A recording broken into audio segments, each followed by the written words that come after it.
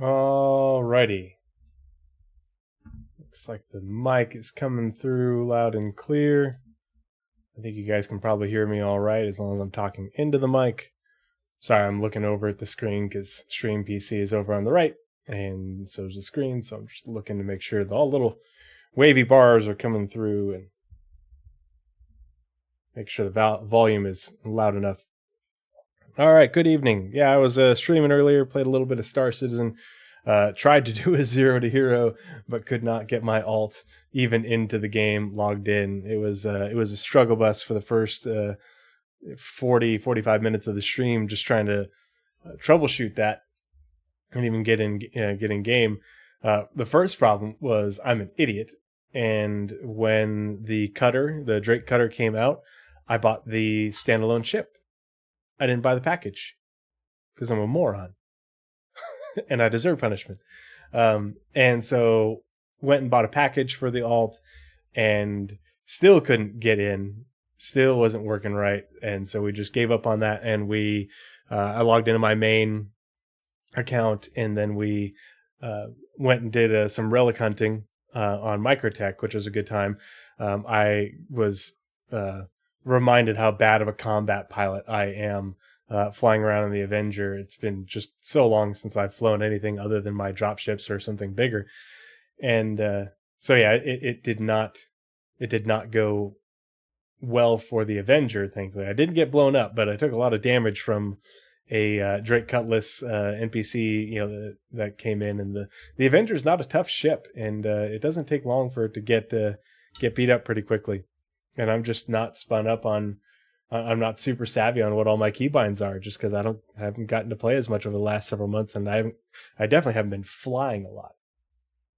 But I did manage to find 3 large, pristine artifacts, as well as my very first UE 6 platoon medal. It was damaged, but still, it's my first UE 6 platoon medal. 6 platoon, the UE Marines, which I'm a big fan of their lore. So I was super stoked. All in all, it was fun. It was a good stream. Brennan G says, niche. Yeah. How many times is Tree going to say niche in this one segment? And that one will be, the podcast is up, but that segment, that individual segment will be up on Sunday, I think. Yeah. Let's see. Today's been a rough day. A lot of stuff went wrong for me. I'm sorry to hear that, bud. Hopefully tomorrow is a better day, but at least tomorrow's Friday, so that's good. But anyway, this evening, or while I was streaming, a bunch of people, ISC came out, and a bunch of people asked, hey, are you gonna watch ISC? What are your thoughts? Because everybody, I think a lot of people know that I'm very, Nazareth and I are both very interested in the tools that CIG uses and has developed, in particularly the Rastar tool, as well as the procedural locations tool. And so I was eager to see what this ISC had to say and show regarding Rastar, because I was not, I made a post on Twitter.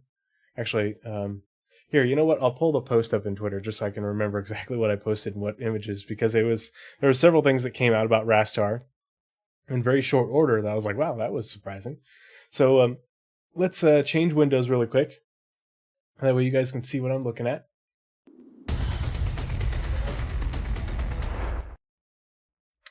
And let's see, Twitter, and we'll go to mine.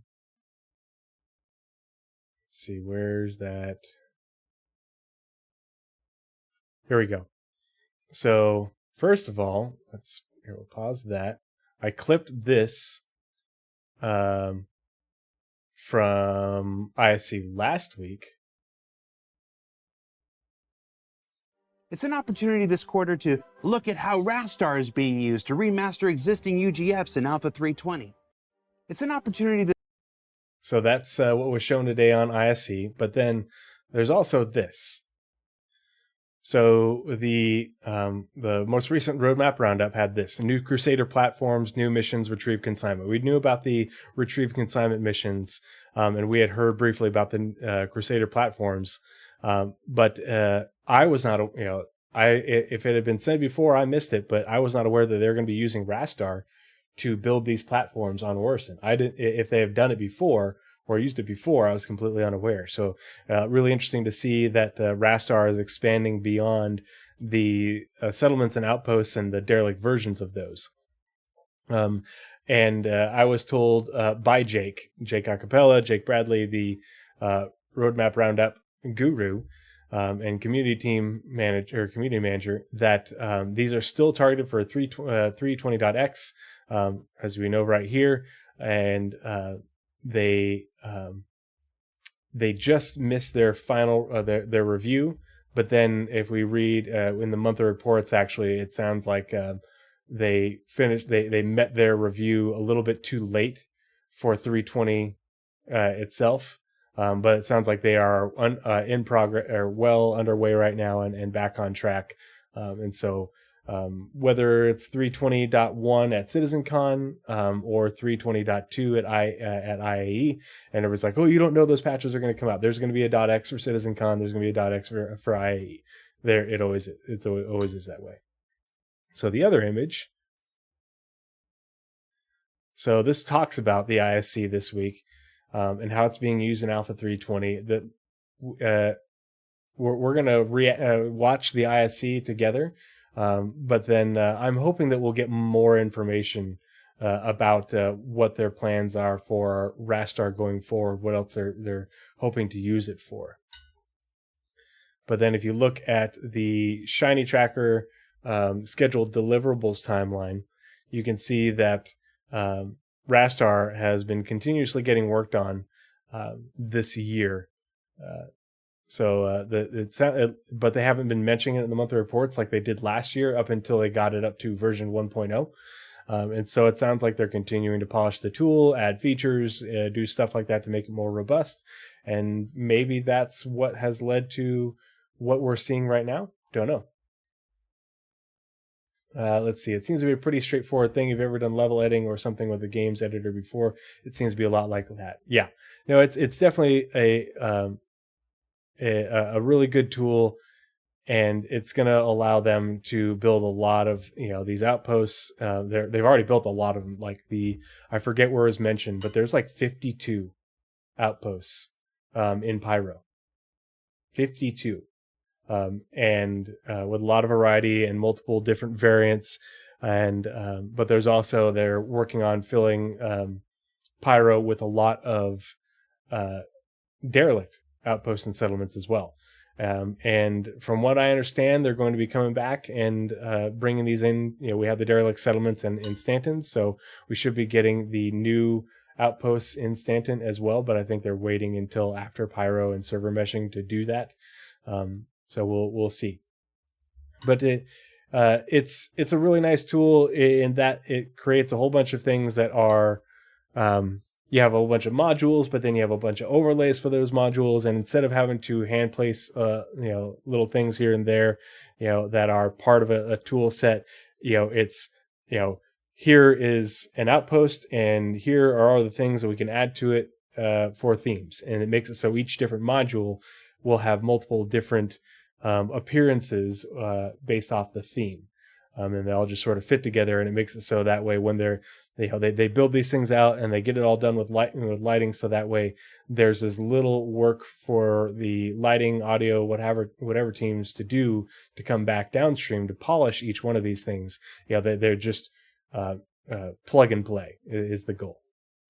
And the procedural locations tool is aiming for something similar, but probably not as much plug and play. But last year they talked about how their goal was to be able to get it to, or not goal, they're like with the ship derelicts and the space stations, is to make it so that way with the click of a button, 80% of the work is done. And then they can just come in and polish and tweak and add little things for here and there for flavor. But yeah, so Rastar is really interesting. I'm very curious to see where they go with it and what else they're going to add to the feature set, because they've just got the base tool in with the base version 1.0 features. And so they can continue. The thing about Rastar is after you've built the tool and proven out that tool with the modules, the first version of it with the first version modules and overlay variants to go on it, what you can do is you can hire lots of artists who are fresh out of university to come in and make more modules and make more variants, with different art styles and sort of construction aesthetics and different props, lots of different variations. But this is the proving out the pipeline, proving out the tool with the initial set of functions, features, and modules. And they did the same thing with the procedural locations tool, but for they're doing it for underground facilities. They did it for stations. They're going to do it for asteroid facilities.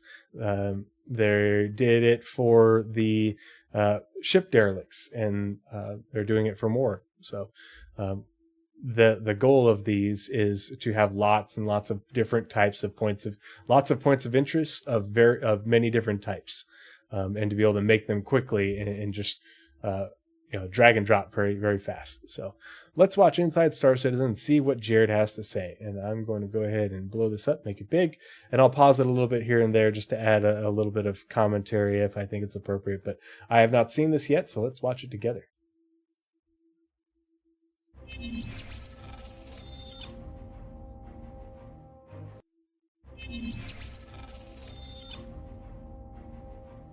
Rastar, first introduced in development at CitizenCon 2951, is a tool that allows developers to easily place and manipulate structures on the surface of planets and moons in systems Stanton, Pyro, and beyond.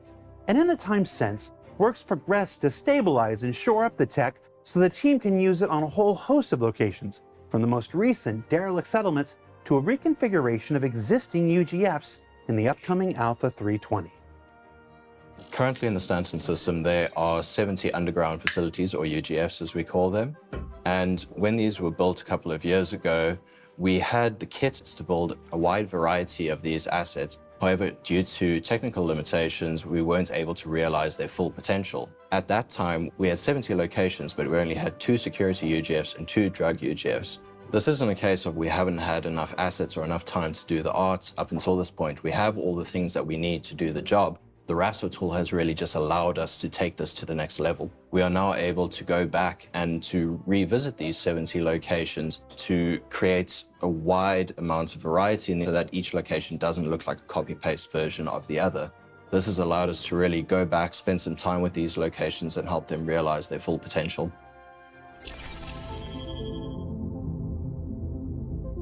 Rastar is our in-house planetary location building tool. It uses an RTS placement system combined with modular elements to... So that's a key thing to take note of. It's the in-house planetary location tool. That said, in the last time we got a video on Rastar, it was also an ISC. It was split between cargo and the cargo refactor and Rastar. They talked about how Rastar, at the very end, they talked about how Rastar may be used to build things in the future in orbit. So the question is, what did he mean by that? Because now they're using it to build the platforms on Orison, which are technically, supposed to be orbiting the planet. They're not on the surface, but the way the tech looks at platforms on Orison is not that they're floating, that they're placed. There's an invisible surface of the planet that those are placed on. That's how those things work. So the question is that the extent of what he means by in orbit, or will Rastar ever be used to build things, points of interest that are off of a planetary surface, actually in orbit, in space, like a space station, but something different? Because that one statement that's always confused me is like, well, why would they have 2 competing tools for space stations or something like that? So we'll see. What's interesting, though, is, and I may be having a stroke, I don't think I've ever seen an underground facility on a moon. Am I wrong? Am I just forgetting? I'm just used to seeing UGFs on Hurston and Microtech. Are they on the moons? They must be on the moons. I just never go out to Crusader. Maybe it's on the Crusader moons. I'm just used to seeing the outposts at moons, so. Allow the artists to build locations at the surface of planets and celestial bodies. Since CitizenCon, we highly focus on usability and stability to make the tool rock solid. It's a small project by 3 people, Mark, Nis, and I, and we are excited for the developers to be able to use it now. These are not the new UGFs that you've probably heard about in events like CitizenCon. These are just the same old UGFs, but we've just given them a fresh coat of paint, and we're going to be placing them alongside the existing locations and just giving them a bit of a refresh. Let me show you how Rastar works in the engine. So here we are. Okay, so Brennan G says if you do missions around Ark Core, most of them are on moons. Okay, so there are some on the moons around Ark Core. Do you know if there are any on the moons around Crusader? I generally don't spend a lot of time around Ark Core just because most of the missions I like to do are either around Hurston or Microtech. So I do a lot of those missions, the box missions and the bunker missions, usually around Ark Core. I don't recall any being on, or yeah, definitely not on Ark Core itself. Although it'll be interesting once they rebuild Ark Core to make it fit how it is in lore to see what variety we have as far as outside the mega cities. Is there going to be any open space? But we'll see. On Daymar, I'm going to give you a little sneak peek of the Rastar tool in action and how we build up a location from scratch. So the first thing that we would usually do, not in this case with the UGS because they already have predefined locations, but we do a little bit of location scouting on the planet to find a nice, cool location. So I'm going to open up the Rastar tool over here, and the first thing that I need to do is create a location. Before I go any further, I do need to say that the UI for the Rastar tool as it stands is not the final version that the players are going to see at the end of the day. This is purely for artistic and development purposes, and I will say it has definitely come a long way in the 2 years that I've been using it. So the first thing we do is we create a location. We get this grid on the ground over here, which allows us to define the location size and apply different effects and statuses to the location. We have some settings for the aesthetics like dirt and wear, which I can get into in a little bit. But the first thing that I want to do is create a much larger location size because I know that I want to cover quite a large footprint. And then we're going to go ahead and add an element from the UGF main buildings. And let's add a drug one to the mix over here. So that's going to be the base building that everything is dressed around. That's going to be the center point of this location. The cool thing that Rastar enables us to do is also... Let's see. So Brennan G says not the final UI players are going to see. Yeah, this is, and they've been talking about that for a while. Rastar is what players... they're going to make a player-facing version of this for us to use with base building, like with the Pioneer. So it's not going to look like this UI, and it's going to probably be more. Think about like if it was an inverse tool that we would be using to build, so that you would have a selection. And since the Pioneer is now more of a factory, you'll be able to say, okay, I want you to manufacture these pieces or this module, so that way I can place it here as part of the base building or the outpost building. We know it's going to let us we're going to be able to use it to build like our own outpost settlements. And if you recall, there's all the different aspects of those settlements and outposts, like the refineries and fuel tanks, all these different things that you can use as part of the resource management system. But basically what Jared called it, your own credit empire. And so that's what Pioneer owners are basically going to be level designers. Northern Trooper says, woo, plug and play, gimme. Yeah, so this is the Rastar tool. He has the Rastar tool open within the game editor. And that's the good thing about this is the Rastar tool is kind of like the procedural locations tool in that the Rastar tool is within the game editor. They don't build something and then import it into the editor and then cause a whole bunch of bugs. It's used within the editor. There's no import process, just like the procedural locations tool is enabled by, oh gosh, what's the name of the plugin? There's a plugin that is used within the procedural locations tool to allow designers to use Houdini or aspects of Houdini within the editor. And they're also using that plugin to allow them to use different programs to allow all the designers and artists to work on things within the game editor itself instead of having to work outside and then bring things in, because that's what causes a lot of bugs and a lot of issues is when you have to work with something else outside and then import it and then fix it to make it work. To have certain modifiers and volumes applied to our object containers so that, for example, if I were to move this location up, the terrain would automatically conform to the ground that needs to be. That just saves artists a lot of time from having to do these sort of things manually and allows us to focus on the creative side of things. The next thing we need is 3 turrets. These turrets, depending on whether you are at a security UGF or a drug UGF, will react in different ways to the player. Obviously more hostile in a drug environment than if you were in a normal friendly environment. So these will go just dotted around the place. And these currently don't have any turrets spawned on them, but they do that when I hop into game. The next thing we want to do is we want to focus on large to small shapes and dressing. So the first thing I might do over here when walking through this process is get some of these larger clusters, these shipping containers.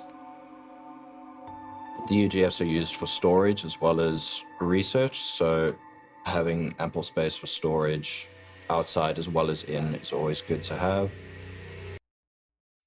Let's see. Brennan G says, that makes me interested in the Pioneer then. I wonder if you can design a base for hire or build one and sell it. I would hope so. I think that would be really great gameplay if somebody could contract you out to build a base for them and say, hey, I bought this plot of land, or I claim this plot of land. I need you to build me a base with this, and this element. And then you come up with a design and they, you show it to them and then they say, yeah, that's great, perfect, build it. And, you arrange for a down payment or whatever, and then you get to work on constructing it, because you're going to have to feed the Pioneer the resources to build these things. So yeah, to me that'd be pretty fun, especially, and it creates a lot of side gameplay with the construction, because if you think about it, it's just a recipe system.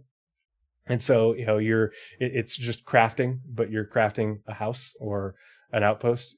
So it's, you have to have certain resources to do certain things. And the way I see it is like we're getting the first type with the colonialism outpost, which is the Ark type that they're called. But there will probably be high tech and I forget the name. Space Tomato always refers back to it, but the Henoistic ones that look all sort of militaristic and bunker types. So there'll be different types that you could build. And I can imagine, your high tech one, the materials are going to be more expensive and more difficult to source. So a lot of different variety. Aether Drift says that's some serious shizzle there, that autoconform. Yeah, it's a really great tool, and I think a lot of people were hoping that this ISC would show us something new, and it's not showing us anything new in terms of the UGFs, but it is it's showing us that instead of the UGFs haven't changed in years, because they were built manually and placed manually with an old legacy system that is no longer there. And so the work that I showed you guys a few minutes ago has basically been not only improving the Rastar tool and adding to its functionality and such, but also adding in things like everything that's part of the UGFs, so that way they can remaster the current UGFs with Rastar. And that will help with a lot of the issues of the current UGFs instead of the way they were built before. Like we talked about how things were built before and they were built outside the editor and then had to be brought in. So hopefully with them, if they add more of these, or just by replacing the ones we have, refactored with the using the Rastar tool, that it will allow for less issues to happen with them. Maybe with the missions or clipping, falling through the planet, that sort of stuff. So alert didn't ping as usual. Alert in the Discord, Aetherdrift. I have it set so it doesn't ping, but I am going to make a separate channel that's just for my Twitch and my YouTube, so that way people can subscribe to that one and have them alert them, but not get a ping every time the Twitch or YouTube channel has something added to it from the other people that we subscribe to. So let's keep watching. And now I just want to define like the footprint of the space, so dividing it up into sub areas as well as the larger UGFs. So we can have, maybe some structures like research stations and habitations on the exterior, and just break that into little branches of spaces.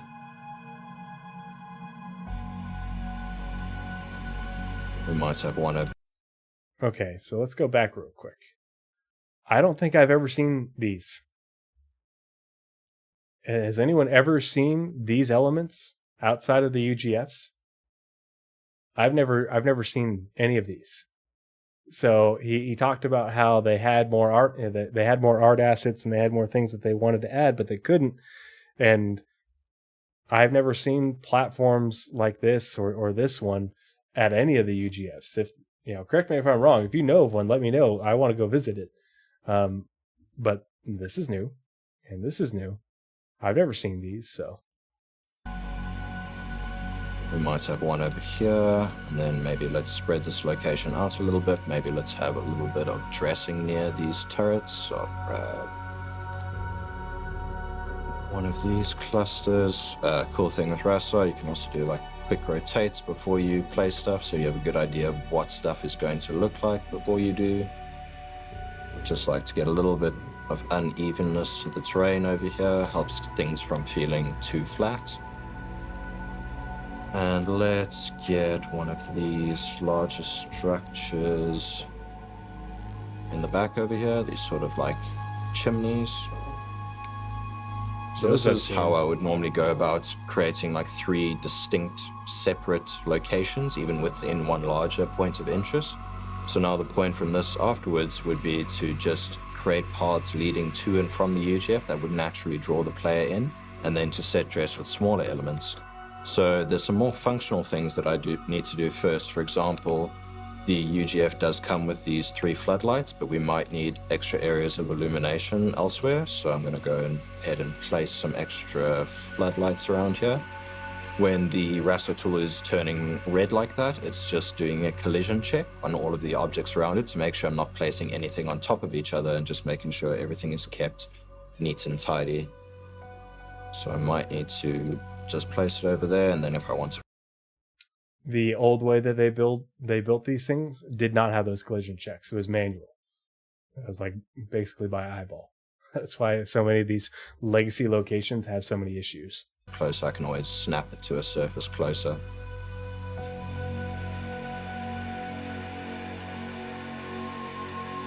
Now that everything should be able to be visible at any time of day or night, since we are working with a very dynamic time of day over here, now I want some more functional things like roads leading up towards the UGF. So we have these over here. Might be a little bit small to see. Just like a generic path that leads up to the UGF. I'm just going to do a quick rotate over these.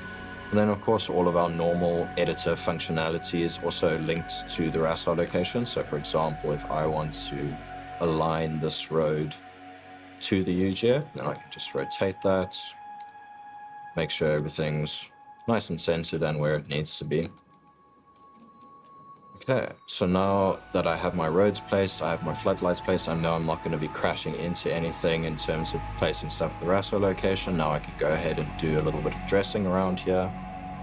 So getting in some small shapes, just some scatter around the location.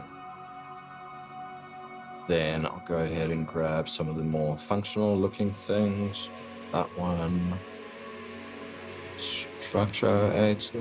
Some big shapes over here that we can surround. Go have the terrain adjust to that. And then bring in some of these.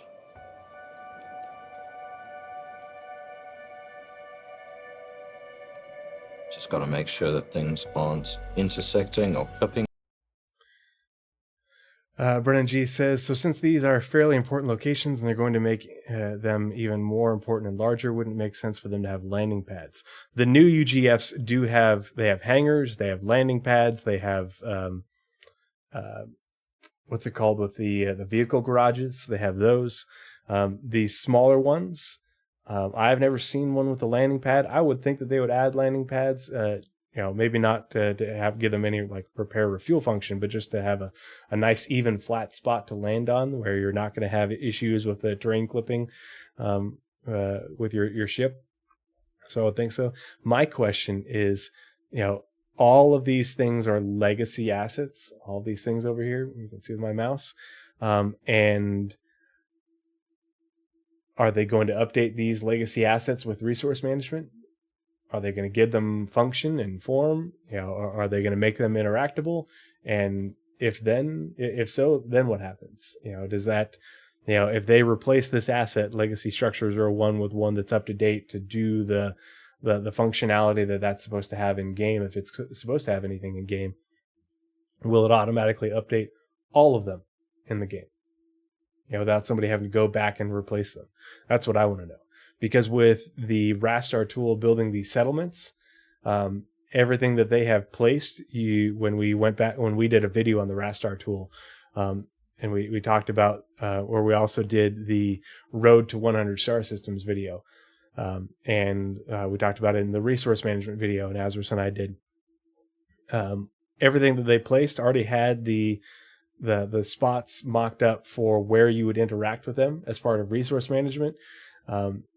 It showed that in the artwork, and it showed that in the design when they were placing it in Rastar and when they were gray boxing things. And obviously this old stuff predates all that. So will it get updated for it? I don't know. Hopefully. In between each other too much, because that never looks good. And let's start building this out a little bit more. So this is the process that we follow to create a fully fledged location. We set dress all the different elements. We play it from a player perspective because sometimes scale can be a little bit funny up in the air like this. But this is the general process that we go through in order to create these locations and make sure that they are fun to play, essentially. So yeah, that is a quick little sneak peek at the Rastar tool and how it allows us to very quickly iterate on our different locations and to make changes very quickly, and also to realize the potential of locations that we dropped years ago, but now that this tool really allows to let them shine. So one thing for Rastar is to move away from building block, which gave us a really great start, to further integrate it into the editor. And again, these are not the new UGFs. These are just the new UGFs. Someone from the lore or the story department probably needs to come up with a better name for that. But we're not erasing any of the work we've done in the past. We're just building upon and improving. And these will sit alongside the big, colossal UGFs when they are released. So what did we learn this week? Well, we learned that Rastar may still run on programmer art, but it's a fully armed and operational tool already in use by our developers. That with it, the existing UGFs, limited to only 4 variations until now, are finally realizing their customization potential in the upcoming Alpha 320. And that its next evolution, already well underway. Now, don't forget that this year's Ship Showdown is right around the corner. Of course, it's your... Okay, so that's important. So we're going to talk about the process that Nazarus and I go through for Pathfinder's podcast. The critical appraisal of information, in order to be able to appropriately take in everything that's said in ISC and in SCL.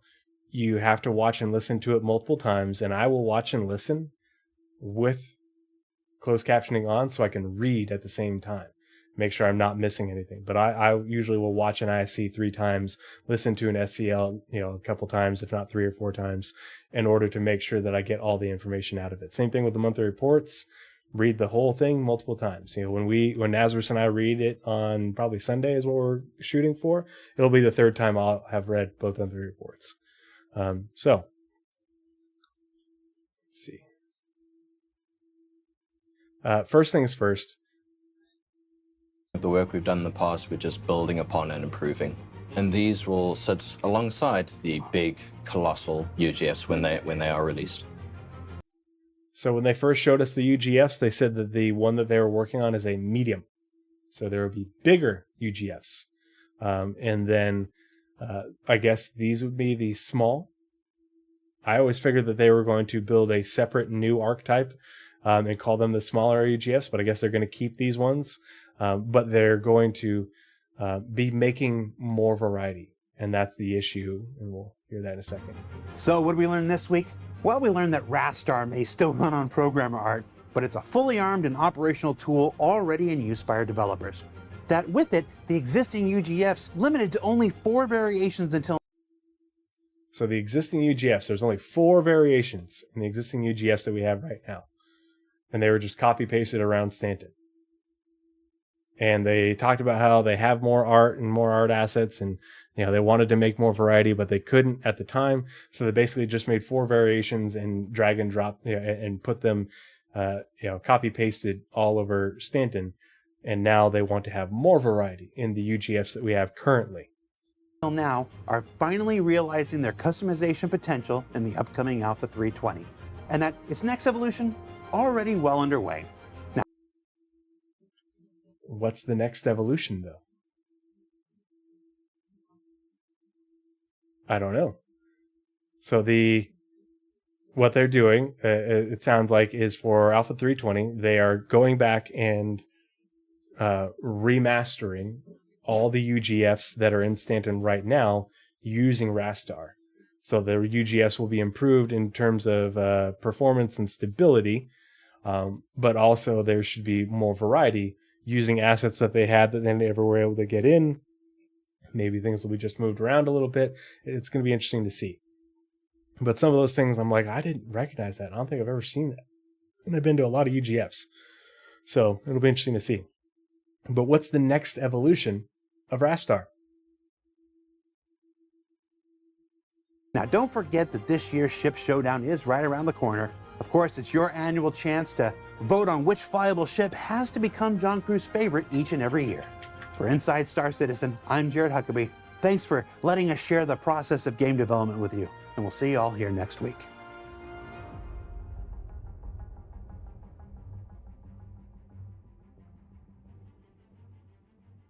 Oh, there's no thing at the end. Wah. Okay. Yeah, so Brennan G says, overachievers, you could just be like the average SC Redditor and just skim it and then get everything wrong. Well, so the only way that I'm able to do, what I do as far as the research into the development of Star Citizen and such is because, like, when I'm at work, sometimes, we'll have a slow day and we won't get any calls. And I'll just be sitting at the base, twiddling my thumbs. So I read and I watch videos and I look things up and I come with ideas. And I can sometimes I'll be on a fixed wing transport instead of the helicopter. And we'll fly, to Seattle or, Denver or something. And it's a couple hours flight. And so, I'm taking care of the patient on the way out there, but on the way back, it's like, all right, I'm going to queue up some videos on my tablet and, watch some videos, or I'll reread a monthly report or pull up some tabs of different roadmap updates and read those. So I'm able to get a lot done, a good amount done when I'm at work when I have downtime. There's a lot of times where we don't have any downtime and it's balls to the wall for 24 hours, but yeah. So it's just keeps my brain occupied, and it's something I find interesting. So it's easy. It's not work for me generally. Sometimes it's more work. But that's ISC. So let's go back to the other window.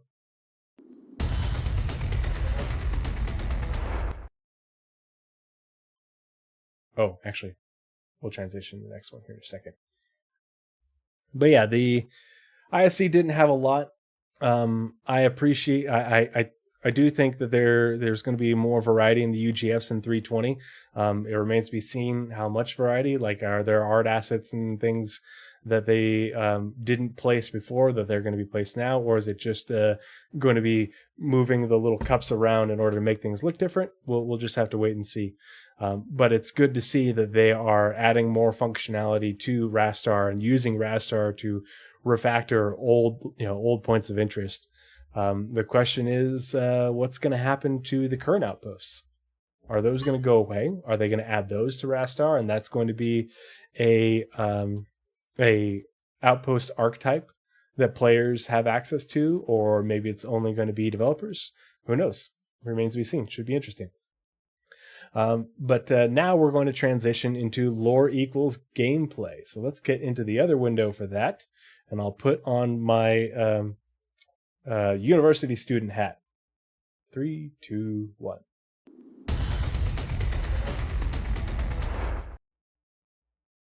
Oh, wrong one.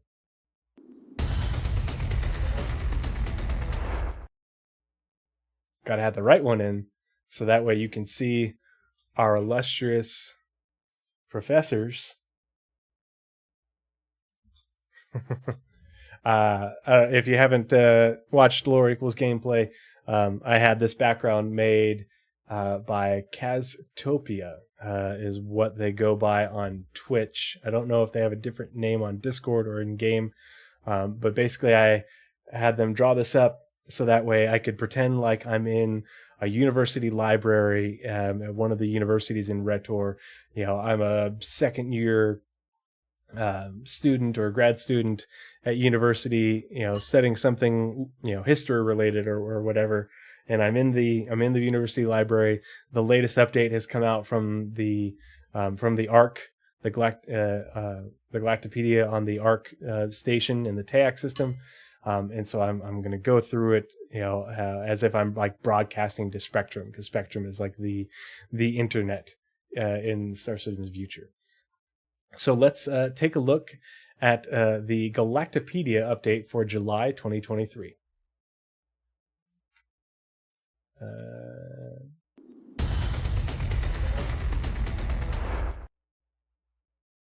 Alrighty, here we go. So, and as we always do for the Galactapedia updates, we'll read the articles, but then as we get down to the star systems that are added to the Galactapedia, we will explore those star systems using the Ark Starmap, which is back up and functioning as per normal. Thank goodness. I'm excited. So, SSN Cat V, long-lasting news network. All right, let's open that up. SSN Cat V is type is Spectrum Network. Okay, dates active 2458. Whoa, way back to the present. SSN Cat V is a human spectrum network that provides news, political analysis, commentary programs, news magazines, and talk shows. It was founded in 2458 as a result of a merger between former news channels, Shared and Special News Television, and Communications Alliance CA. It was the first news network to broadcast to all UEE star systems.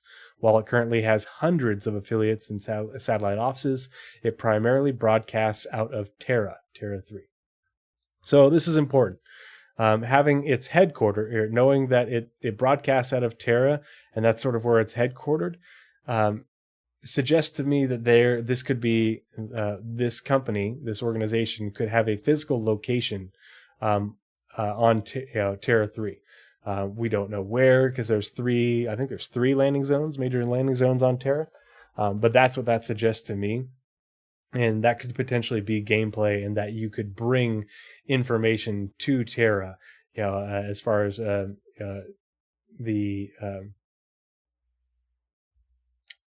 like the Herald or the MSR, as far as transmitting data, because it could be news information, as well as I forget which.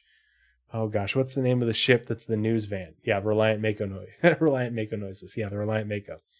So something to consider, because this is where the lore is important, because knowing where things are and where different organizations operate, especially given the reputation system, is going to be important in order to know where you need to go and what the situation is going to be like when you get there. So SSN TV was the first network originating from Earth to broadcast to Mars, and was the dominant news network among humans until the discovery of the Kurosha system in 2271. As human territory expanded to other planetary systems, SSN TV's reach narrowed due to limitations in communication technology. Content delivery delays of several days to several weeks were common between systems. Rival network CA was established on Rice, Retor 3, in 2398 to combat this gap. Thanks to the Retor system's cutting-edge communications network, CA's reach expanded more quickly than SSN TV's, and the network began to struggle. In 2458, SSN TV accepted a merger proposal from CA, and SSN Cat-V was born. SSN Cat-V initially transmitted a continuous stream of news hosted by a rotating cast of anchors. It gradually increased its focus on politics, purchasing Showdown. So Showdown is one of the serialized fiction, or the lore posts that used to come out like every Tuesday. It's one of many that you used to post. There's a whole bunch of them that you're really interested in. You can go back and read. It gives a lot of really good flair and flavor to the universe. And gets you up to speed on what's going on in the Star Citizen universe, what's happened thus far. And I imagine that if you've ever played Freelancer, this was, the news tickers were always going on in the game. You could always see what was going on, and if you paid attention to those and you were doing cargo hauling and trading, you would know where to go. And if you were bounty hunting and hunting pirates, you would know where to go based off the news. If you didn't follow that, then you were just letting the missions take you wherever. But that, having that information available and knowing the lore is a theme within CR games. So, purchasing Showdown in 2522 as its keystone debate program. This shift in content brought high profits with it, enabling the network to open a new headquarters on Cestolis in Deviant 2 in 2525. In 2529, SSN Cat-V provided the on-the-ground coverage of the unified currency riot in Jata, Cestolis, including its quelling by the United Planets of Earth military. Unified currency riot. I wonder if...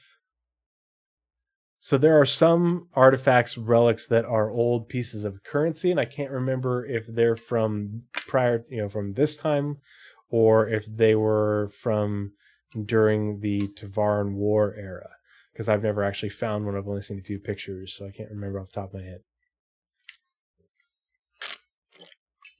Hydrate.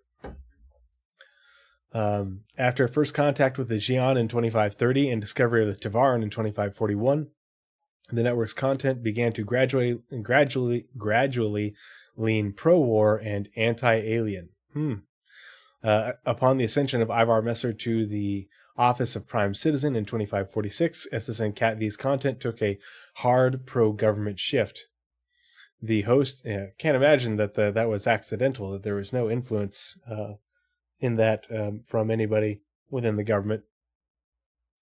The host and crew of Showdown were fired and and replaced after they aired a special episode urging people to act against Messer's consolidation of power. Deacon Messer II became one of the network's prime shareholders in 2601. After this point, SSN Cat-V became one of the cornerstones of the UE's propaganda machine. Elite had similar, you could put the radio on and listen to it while you flew around. Yeah, I imagine that you're going to be able to listen in, as well as with all the different actors, both voice and face actors that they've had. I imagine they're going to be recording a lot of stuff that can be played using the render to texture technology. In 2630, SSN Cat-V relocated to an expansive headquarters on Terra. The network slowly began to allow some UE critical content to air, while still maintaining a pro-Messer stance in the majority of its programming. For example, SSN Cat-V played a pivotal role in discrediting Terran Senator Asan Kiran's reputation during his call for Terran sovereignty in 2638, but it also allowed its pundit and debate programs to feature anti-military and pro-secession guests.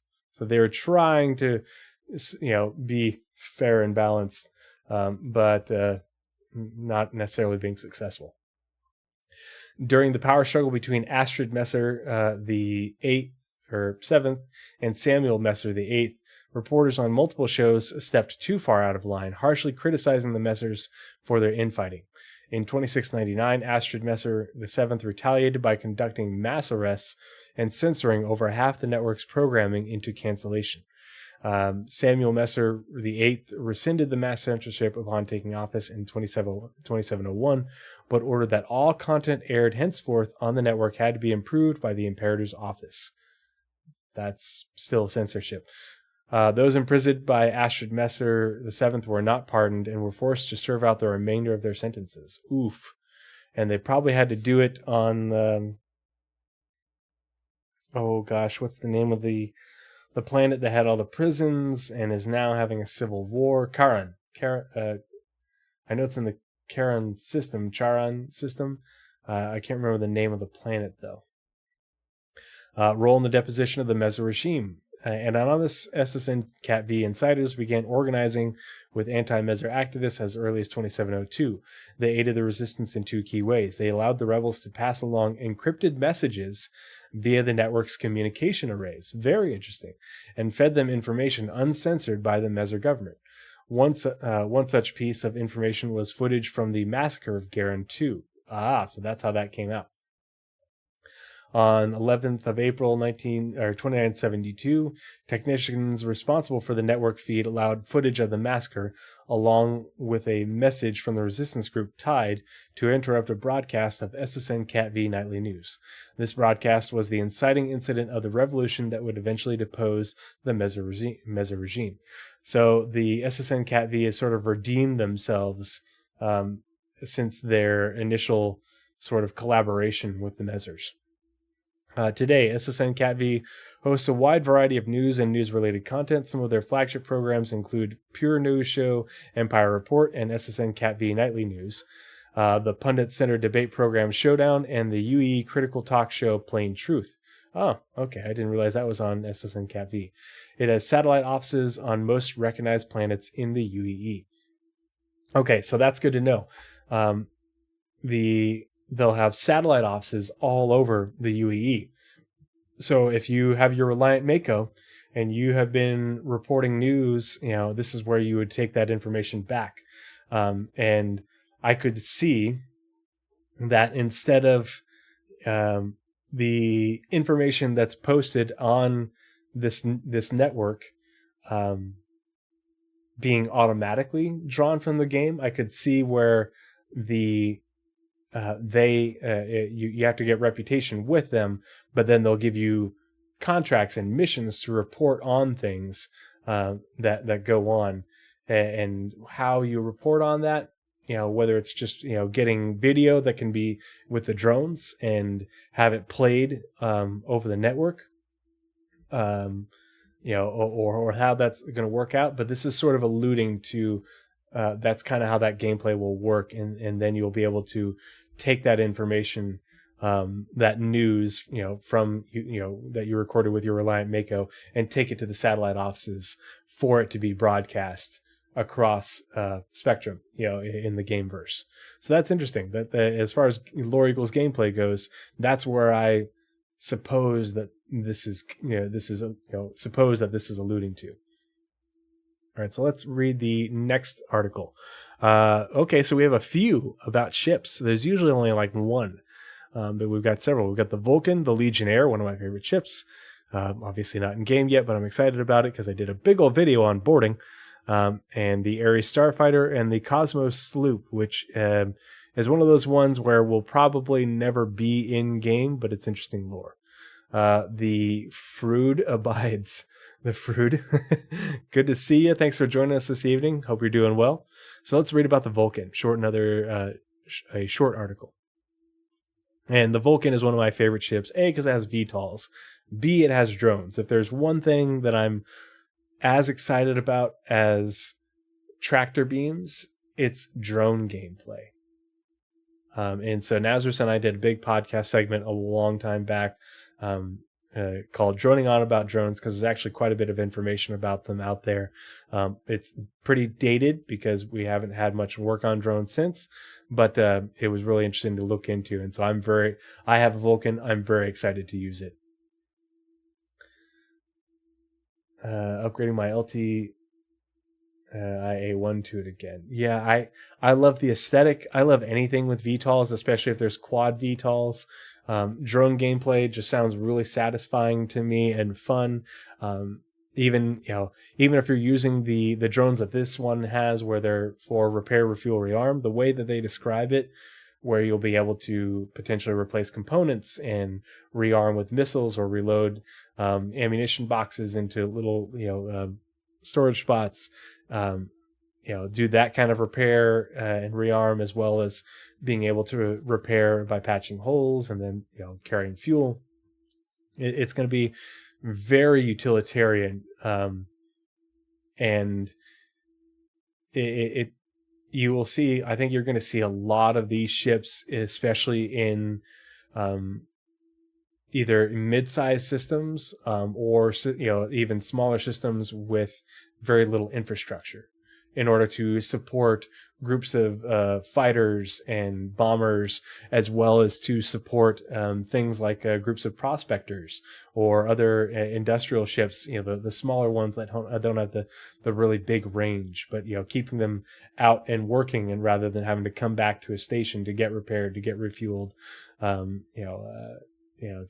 bring components to them when those things get damaged. The fruit abides Carrick with medical drones. The only medical drones, we don't even really have any medical drones. We have the Shepherd drones, with the Shepherd Lift drones for the Apollo, but they don't provide any medicine. It's just a recovery, a SAR type asset. So those will be interesting to see and how those end up working. I wish it would fit in the Odyssey, but if specs are right on Hangar Link, it's just a bit too big. Yeah, it's a little bit too big. I'm hoping that it's close enough to a medium-sized ship, small medium ship, that at least the range will be pretty decent. Because in the concept art on the belly of it, it had to, they're just for looks, but I'm hoping that just by having those looks, it will encourage the designers to give it a good amount of fuel. For its own use, not just for refueling. So the Vulcan is a refuel, rearm, and repair spacecraft manufactured by Aegis Dynamics for the UE military. First launched in 2594. It's an old ship. Old. So let's see, 6 years, 359 years this thing has been in service. I think I'm doing the math right. Yeah. That's a long time. This ship definitely fits the definition of venerable. Brennan G says, wait, what's to stop someone from using SAR drones to kidnap people?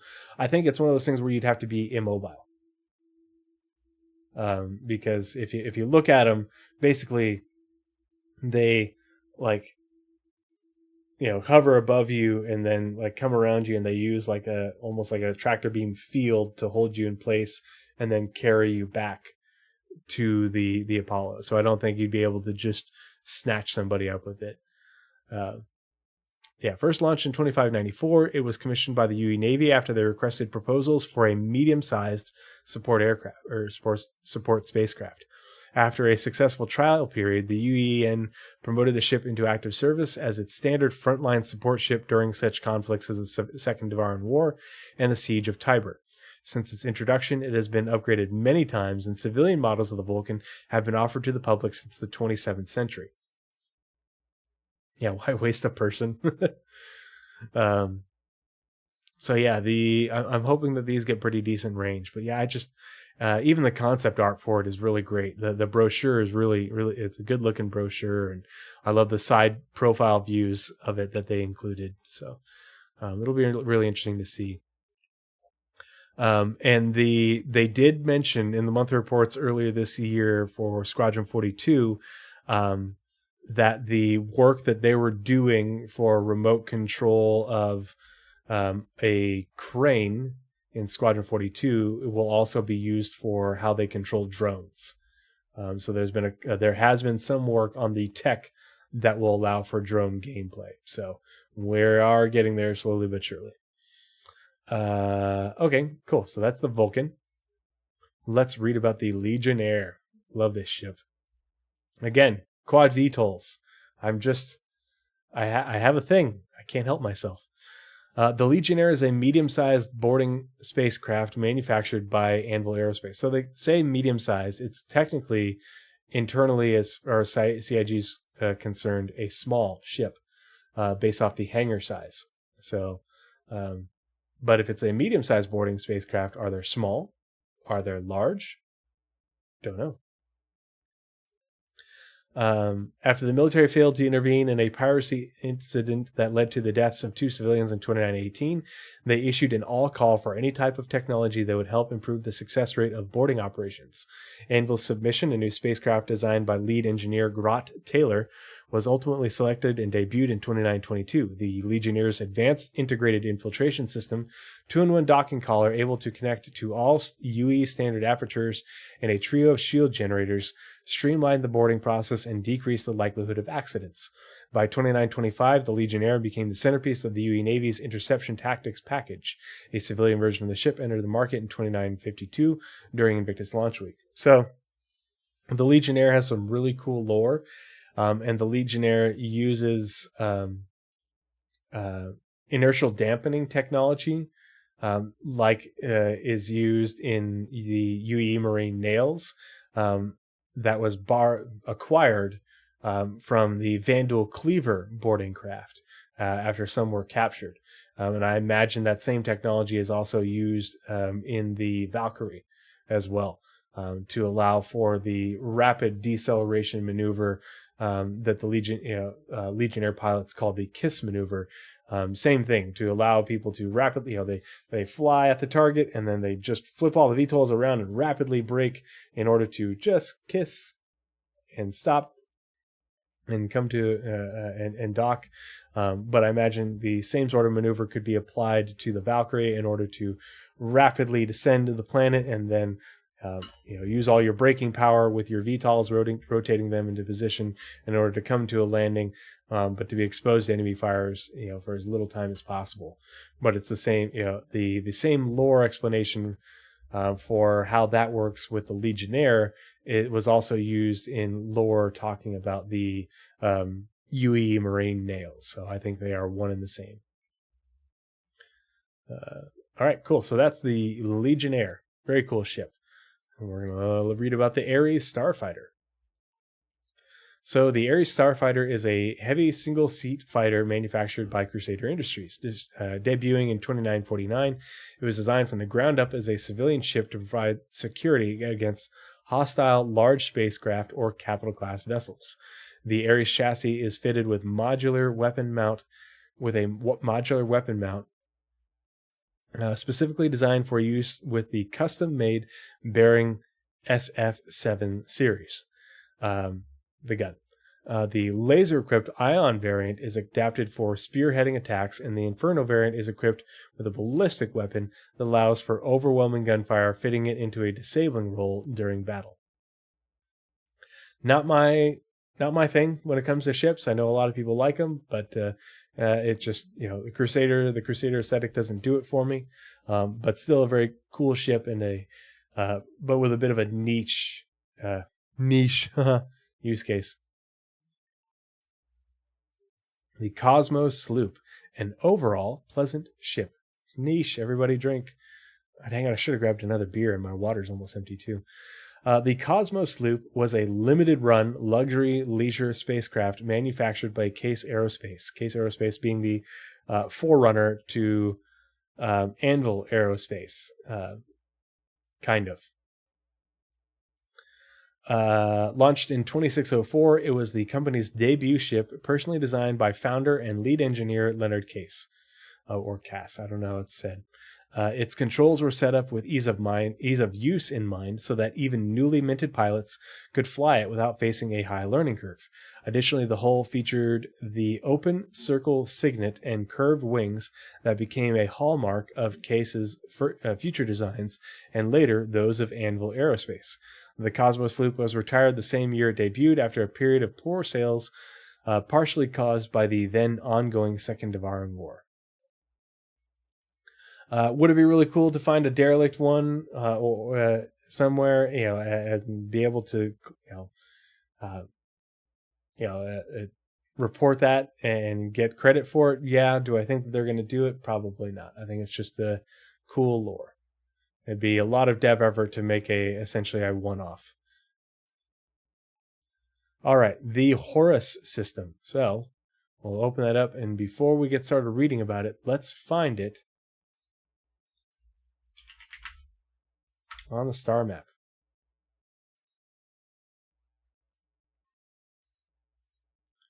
All right, so here is the Horus system. Let's zoom out. Okay, so let's orient ourselves. All right, so here is Horus right here, and here is Stanton. Looks like the closest, the most efficient route would be Stanton to the large jump point to Terra, Terra large jump point to Hadrian, Hadrian large jump point to Keel, and then Hadrian large jump point from Keel to Horus. But there's multiple routes. You could go through Pyro from Stanton to Hadrian. Same amount of jumps, but the difference is, and if you don't already use the routes tool, I would highly recommend it. So you could say, let's say you want to go from Ark Core planet in Stanton to Horus. And let's say Horus, it's Serling, okay, a named planet in the Horus system. So let's see what that route looks like. And we'll say ship size large. Calculate. So looks like there's two routes, but they both say through Terra.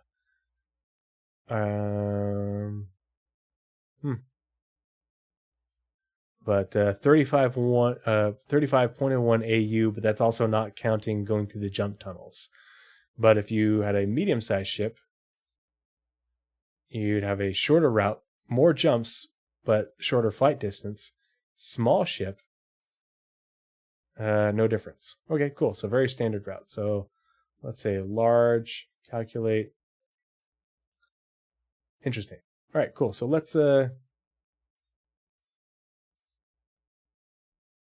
into the Horus system. Oh, before we get in, let's see. So something that a lot of people don't realize is that the Ark Starmap has been updated since it was released.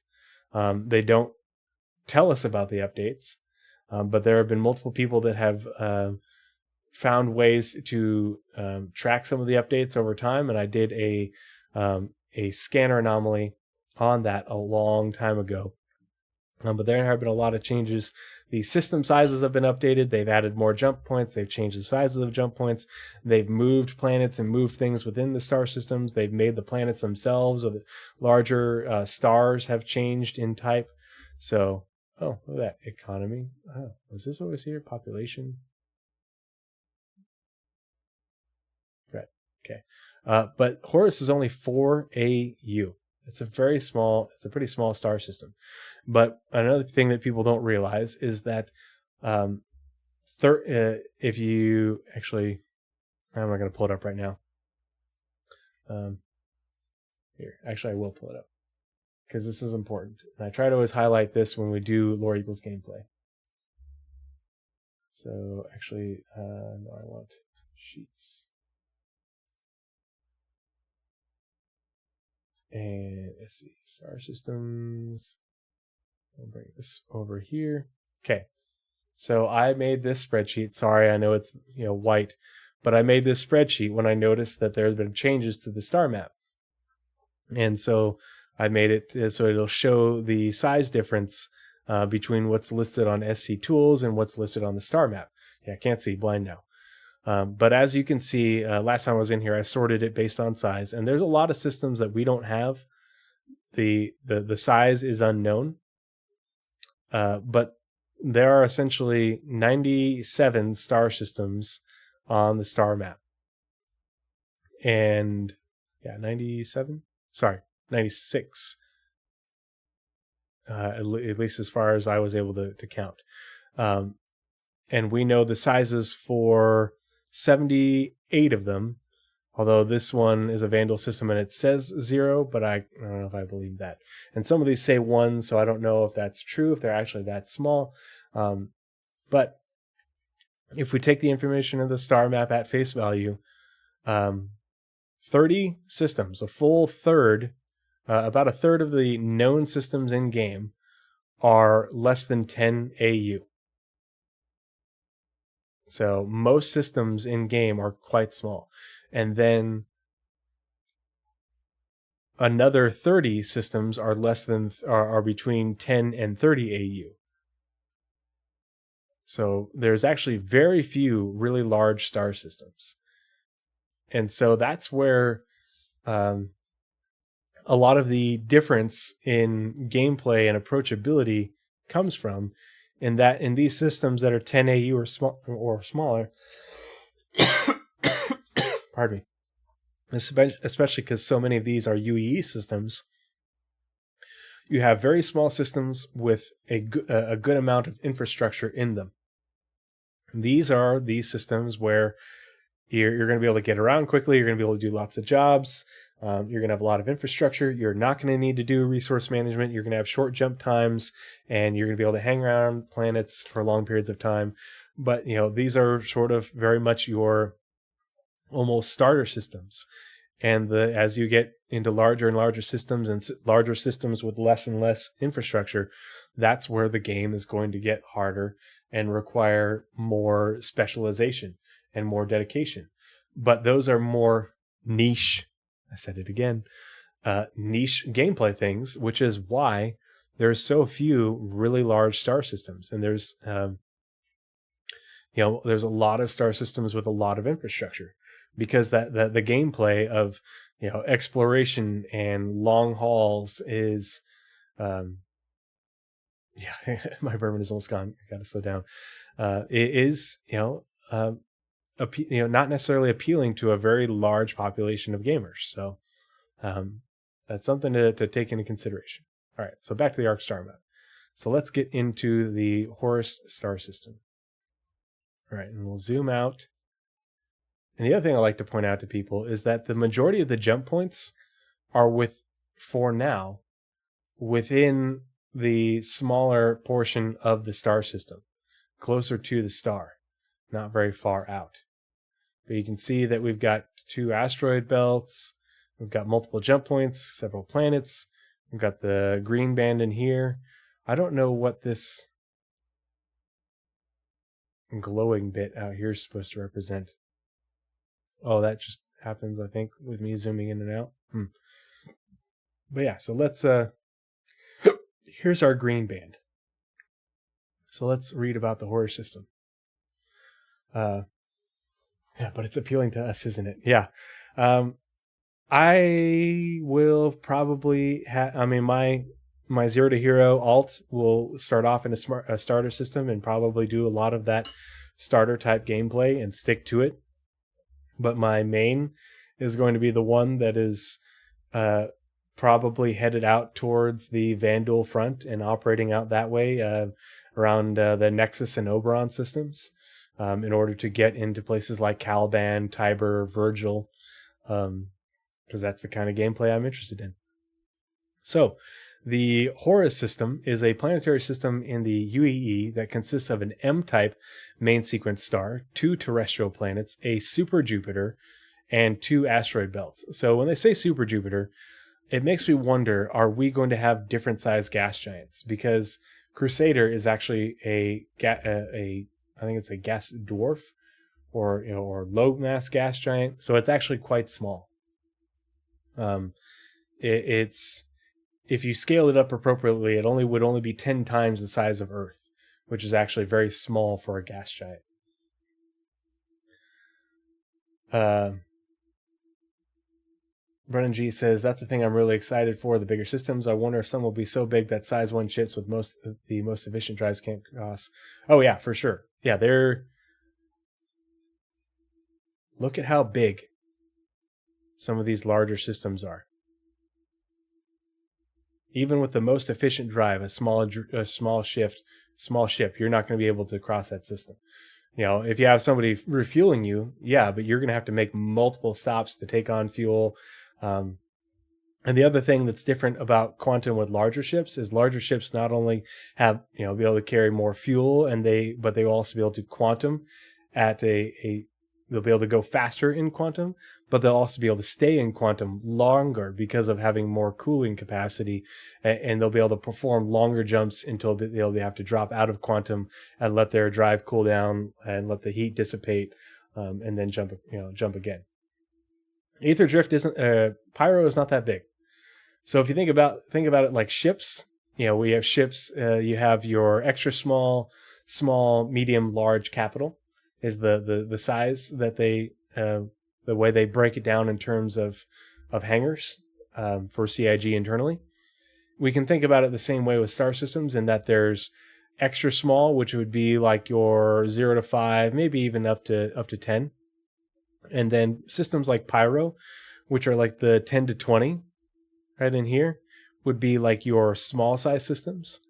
And then maybe like your 20 to 40 would be your medium, your 40 to 80 would be your large, 40 to 100 or so, and then 100 on up would be your extra large sort of capital size systems.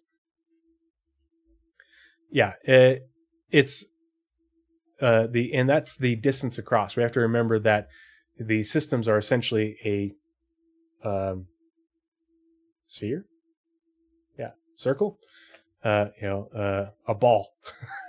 Yeah, it's a sphere, and so the actual size of the system is the distance across is larger, but it's distance across this way, and so there's a lot more space within. I definitely see people.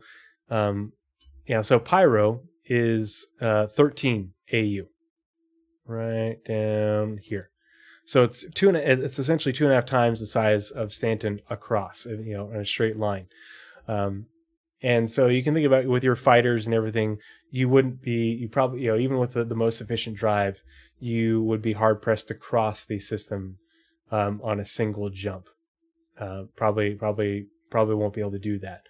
But you'll be able to cross the system. You have your Vulcan trail with you in order to refuel you, and that's going to be the thing is, and probably the problem when Pyro releases, we don't have, other than the Starfire, we don't have refuelers really, is that you're going to want, in order to stay out and continue to run missions and do jobs and make money and not have to be constantly coming back to whatever station you're operating out of as a fighter, you're going to want to have your logistics support group come with you and follow you around to keep you in the fight, to keep you operating, whether you're mining or salvaging or fighting, doing combat, because you don't want to have to return to the station, all the time. That's a waste of fuel. That's a waste of time. It's a waste of energy. You'll probably pay more for those services. So logistics is going to be important.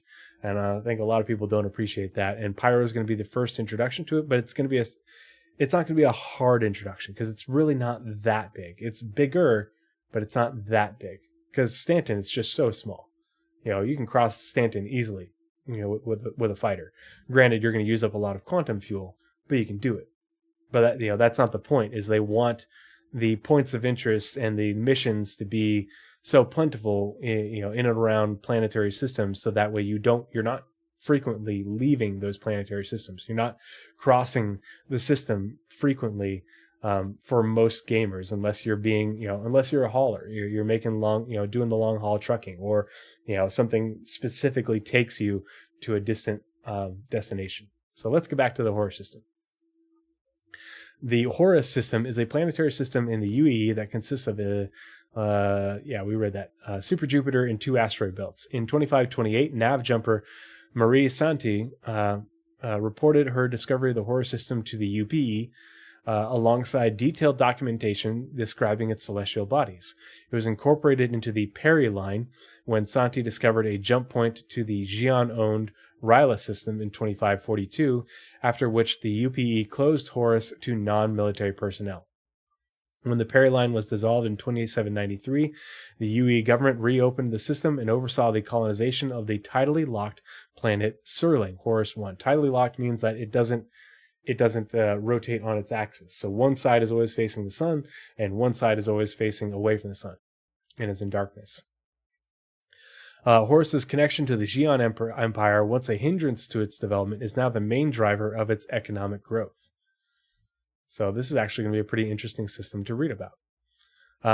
The other thing that's really interesting is, considering the Peri line and the systems that were in it, the lore surrounding the Peri line is what will dictate what the stations look like in those systems. And if they were built up beforehand, it will have a lot of influence on the structures and the construction style in those systems. So when you think of Castra and the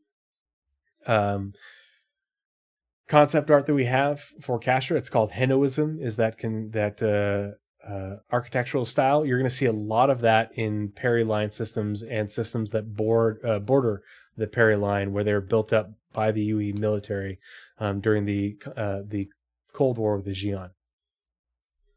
All right, so we will leave that open, and we'll open up the next article about Serling. So that's the planet that's being colonized in the Horus system. So Serling, Horus 1, is the first planet from the sun of the Horus system, United Empire of Earth. Tidally locked to its star, its day half is hot and cloudy, and its dark half is icy and cold. A permanent wind system that exchanges air from each side keeps the climate from veering into life-threatening extremes and creates habitable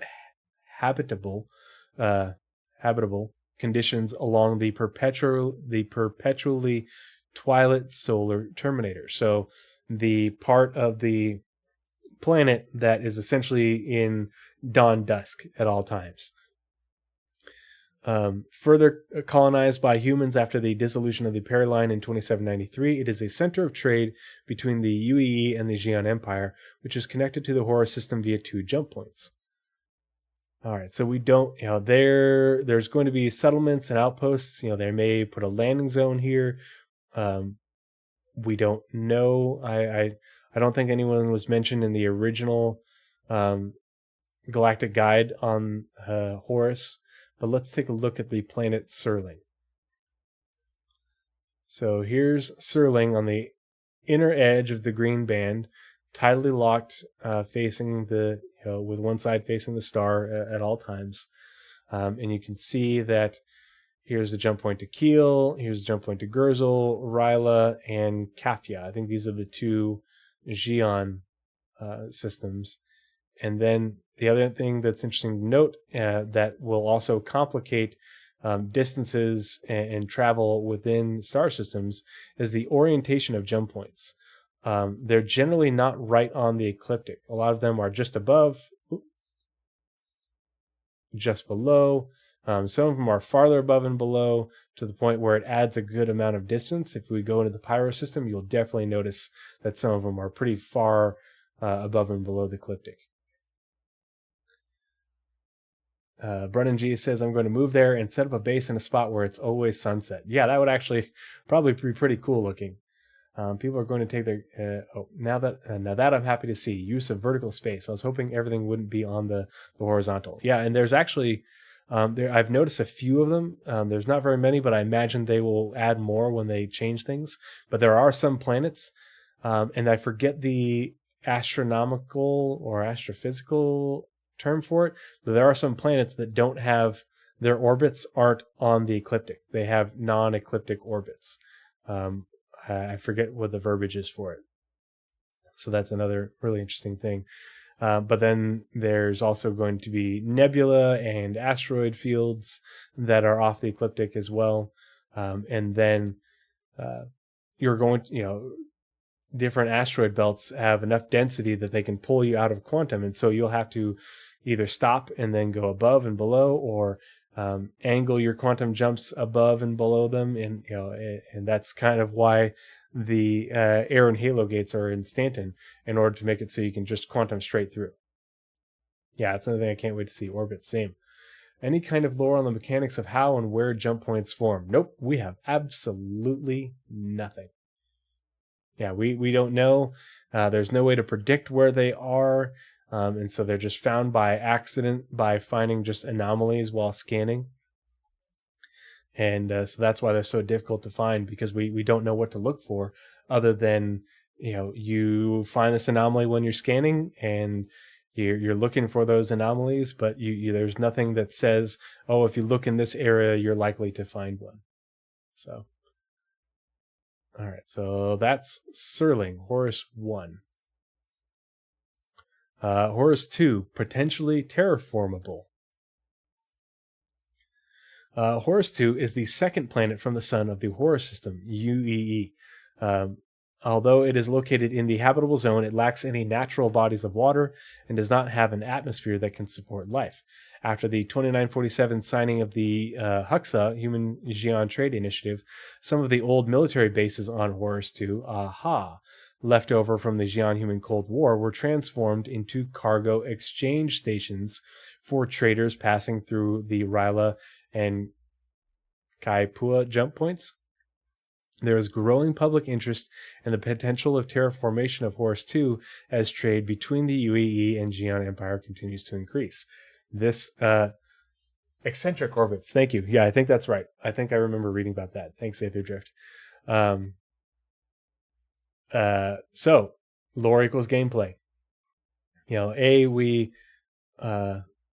Let's get in here. So we know that Serling has been colonized, so we're likely to see settlements there, potentially towns, cities, maybe even a low Earth orbit station, or at least Lagrange point stations, because of how close it is. The Lagrange points wouldn't be that far out. Horus 2 being in the habitable zone and potentially terraformable. So we know that there are old military bases there. We don't know if any of them are still in service. Potentially some still are, but a lot of them have been converted into cargo facilities. So if you're a cargo hauler, this is knowing that this is where cargo facilities are is going to be a good thing to know. And you'll probably have contracts to deliver cargo there, pick up cargo from there after it's been brought in from a Xi'an space, taking deliveries to and from. This is a cargo hauling location for sure. And potentially, maybe some of those military bases are still active. We don't know. And the other thing that could be really interesting is if, in the future, when they talk about this, they're setting the stage for eventually there could be an in-game event where they start terraforming the planet and we have to do stuff to support it. Bring materials and transport scientists, that sort of thing. Yeah, the Horus heresy. All right, so Horus 2, another interesting planet in the Horus system. Horus Belt Alpha, responsible for improved air filters. Horus Belt Alpha is the first asteroid belt from the sun of the Horus system, UEE. It is the most active center of mining operations in the system, providing Serling with materials that cannot be extracted planetside without threatening the delicate balance of its environment. Aha! So not going to be doing much mining on the planet of Serling, but lots of, so not planetside mining, but refinery operations. So you'll have refineries there, probably on the planet's surface, that you'll be delivering mined ores and minerals to.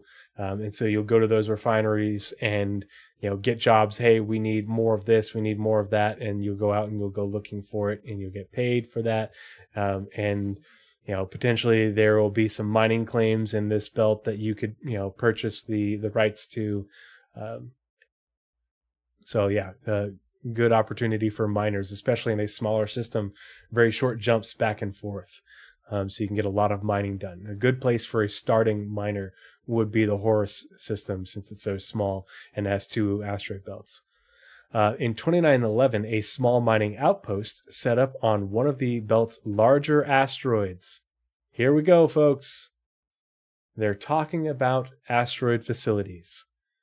So there are going to be, mining outposts on these larger asteroids, within the belt. So you'll be mining asteroids out there, but you also will probably have FPS mining within these outposts on the larger asteroids. Potentially they might have refineries operating there as well. So in 2011, a small mining outpost set up on one of the belt's larger asteroids had a defective filter installed during construction, which led to the presence of a constant pall of dust that caused long-term respiratory conditions in its inhabitants. A court case following this incident against the filter's manufacturer forced an industry-wide overhaul in the regulation's compliance.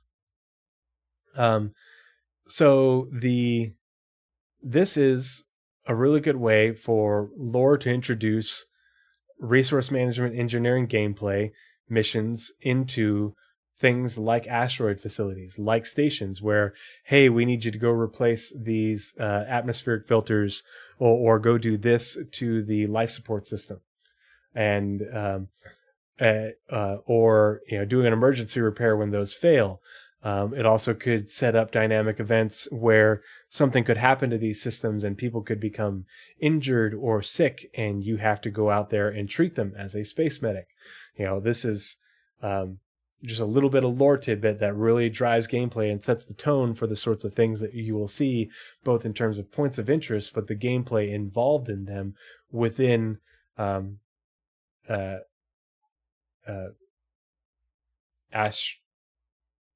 astronomical locations like asteroid belts. So really interesting reading, good stuff. So let's take a look at the Horus Belt Alpha. So the system itself is 4 AU. We don't know where the boundary is out here somewhere. We don't know if that's just the limit out here or whatever, but it's a very small system. So these asteroid belts are very close to Serling and Horus 2.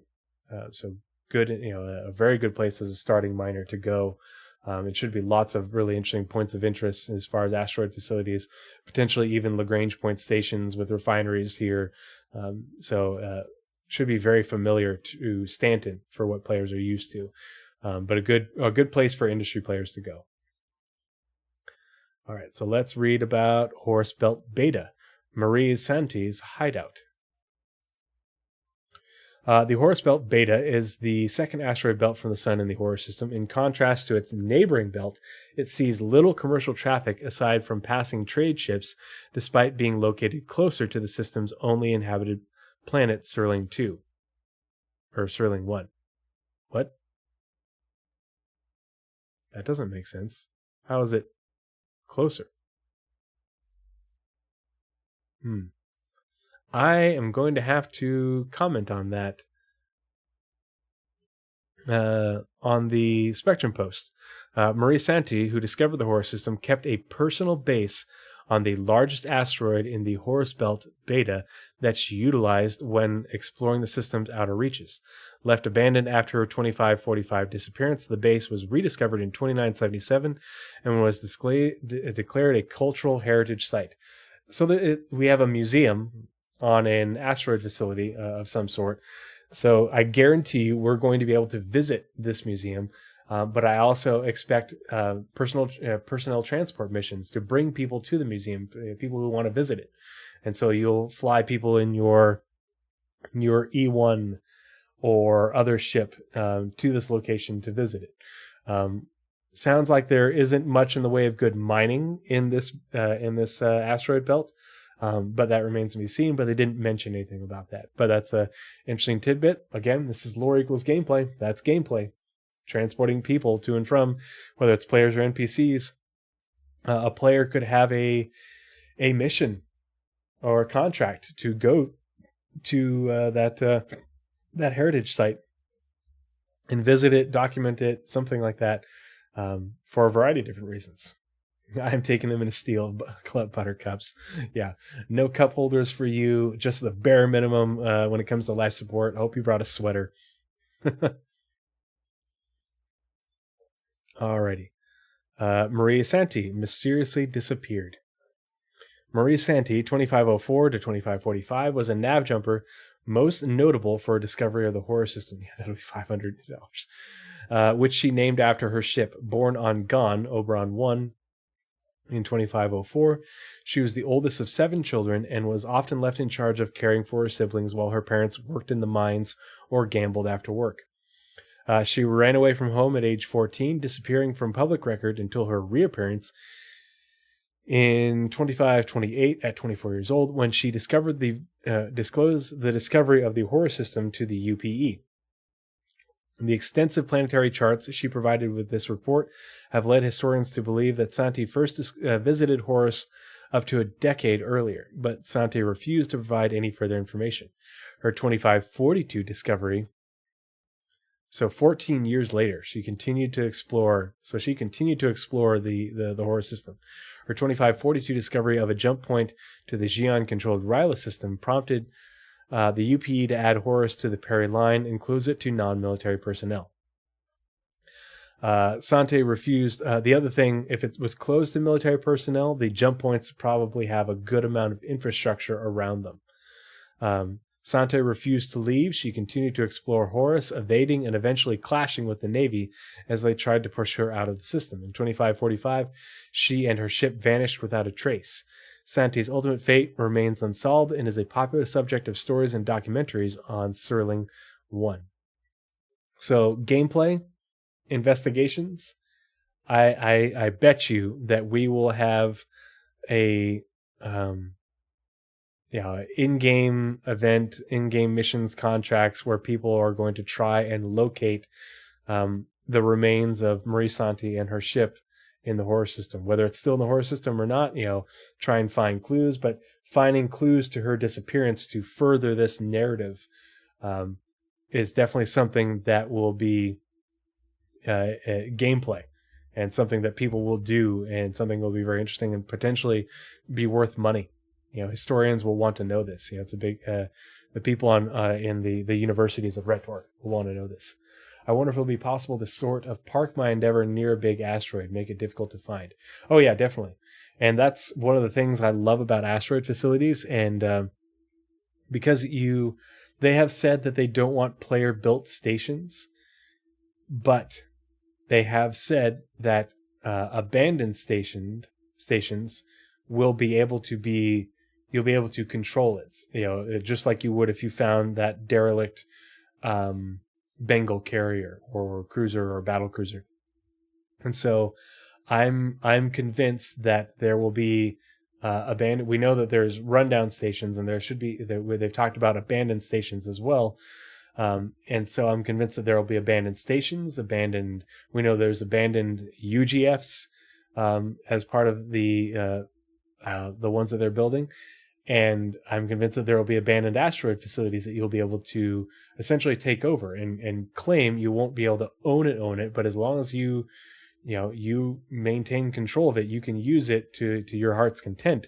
And so I'm hopeful that with resource management being built into everything, stations, cities, outposts, UGFs, and assumedly asteroid facilities, that if you find an abandoned UGF, that you'll be able to go, find your way into the different engineering rooms and compartments and replace, power plants and other components to get it back up and running, and be able to use it as your own facility. The asteroid hangar that we had back in the day when we just had the hangar module, I am expecting that to be able to do that.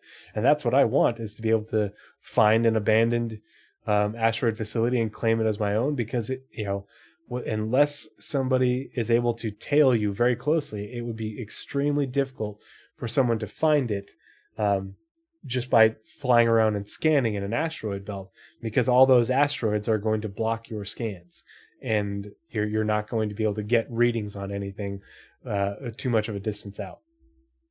Yeah, own it as long as no one comes and removes you. Exactly. But yeah, looking for Marie Santi and her disappeared ship, that would be a really cool gameplay loop, investigation mission. But I think this is something that's going to go on for years, where people will look for a long time and come along things by accident, but we'll every year or so, or every couple months, somebody will find a new clue and add to that trail, and eventually someone will find it in game and close that narrative. Some recent Kayukya system, an inter-empire trading hub. All right, so let's find that. I'm never going to be able to spell that, so let's get out of the horror system and see where it is. Kayukya. What if we search for Kayu? Oh, okay. Indra. Kayukya Indra. Because okay. So, here it is, over here.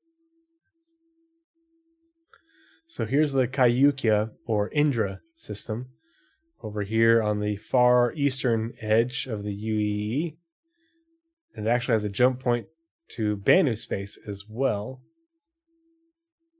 Oh, yeah. So obviously, Osiris is a developing system, but it connects both the Banu Protectorate and the Xi'an Empire? Is that what they call themselves? An empire? Okay, cool. So Kayukya is 13 AU, so same size as Pyro. So let's go ahead and get on in there. The Kayukya system, also called the Indra system, is a planetary system in the Xi'an Empire that consists of an A-type main sequence star, a white dwarf, a gas giant, a terrestrial planet, and an asteroid belt. Discovered in standard Earth year 2515, when a Xi'an military convoy picked up an anomalous signature during a routine mining escort operation in the Yaman system. It was incorporated into the Periline, and in 2548, when the UE became aware of the Kayukya, it was incorporated into the Periline, and in 2548, when the UE became aware of the Kayukya Yaman jump point. That doesn't read well.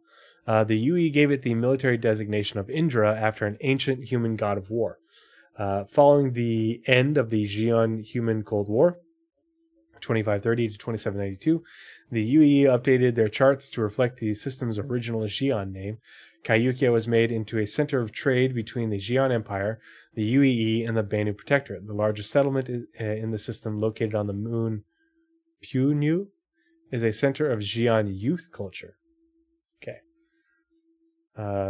Largest settlement. Okay. So it doesn't say city, but it does say settlement.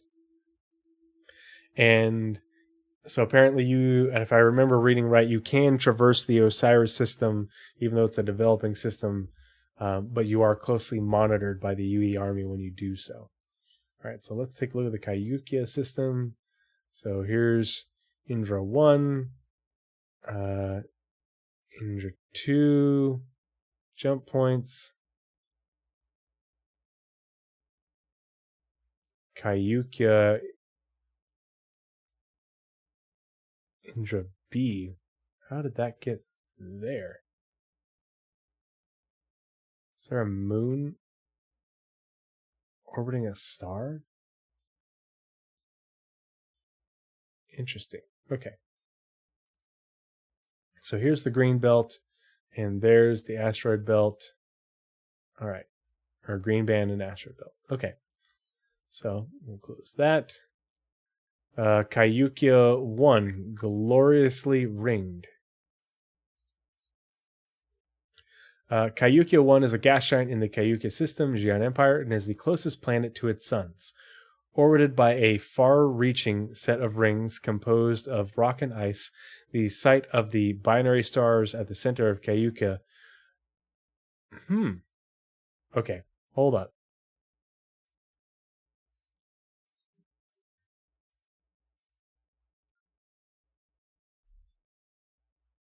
Consists of an A-type main sequence star, a white dwarf. Oh, okay, that's what that was.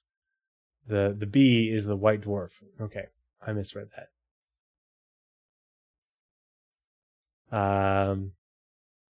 Orbited by a far-reaching set of rings composed of rock and ice, the site of the binary stars at the center of Kayukya against the dramatic backdrop of these rings has been a recurring subject in Xi'an poetry since it was first discovered in standard the year 2515.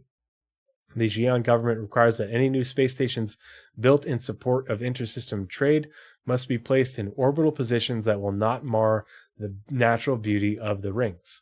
Aha. Okay. So,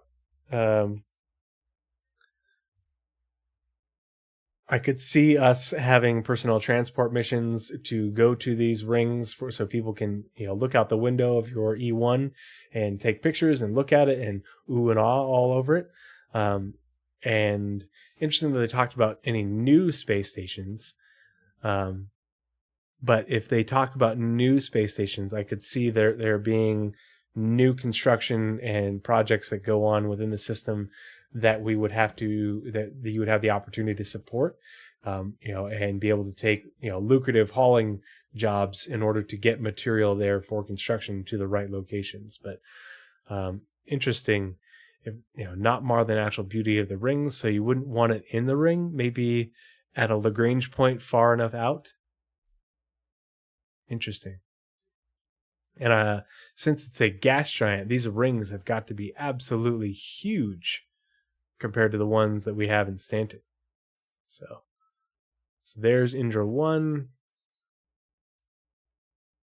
with its rings, and then there's the moon right there. 1A.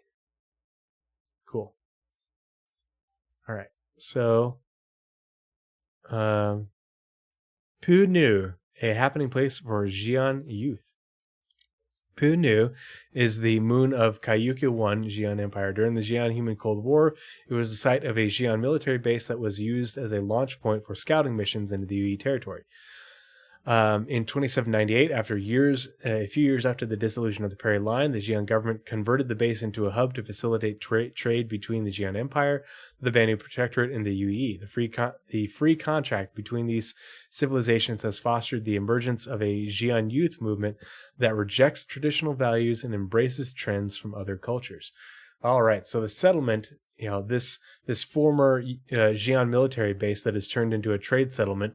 If you're a trader, a trader or hauler, this is going to be a good place to go to get things that would be good to trade. You're picking up things from the Banu here to take back to the UEE or to take back to Xi'an space, and and vice versa in every direction. But as well as getting hauling contracts. But also it'll be really interesting to see how this settlement differs due to this culture. That is so different from the rest of Xi'an culture, and how that influence impacts the aesthetic for that settlement, what it looks like. So yeah, there's that moon, yeah.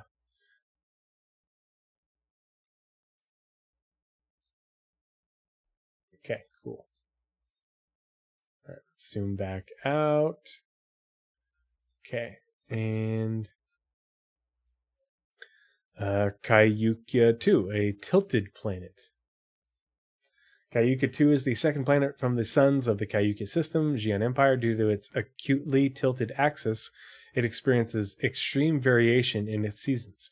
For nearly a quarter of each year, the suns shine directly over one of the poles, plunging the rest of the planet into a lengthy and dark winter. When the suns reappear in the sky during the spring, they generate powerful heat and storms that cause catastrophic floods and lay waste to the landscape. Okay, so it says it's not habitable. I think that these weather anomalies, this is one of those things where due to the sort of accelerated nature of time within the verse, these seasons will change in pretty short order, and not being aware of the lore on this planet regarding this planet, and if you're visiting it for whatever reason, you could get caught in some pretty gnarly storms that could it could make flying very difficult, could leave you stranded, could damage your ship.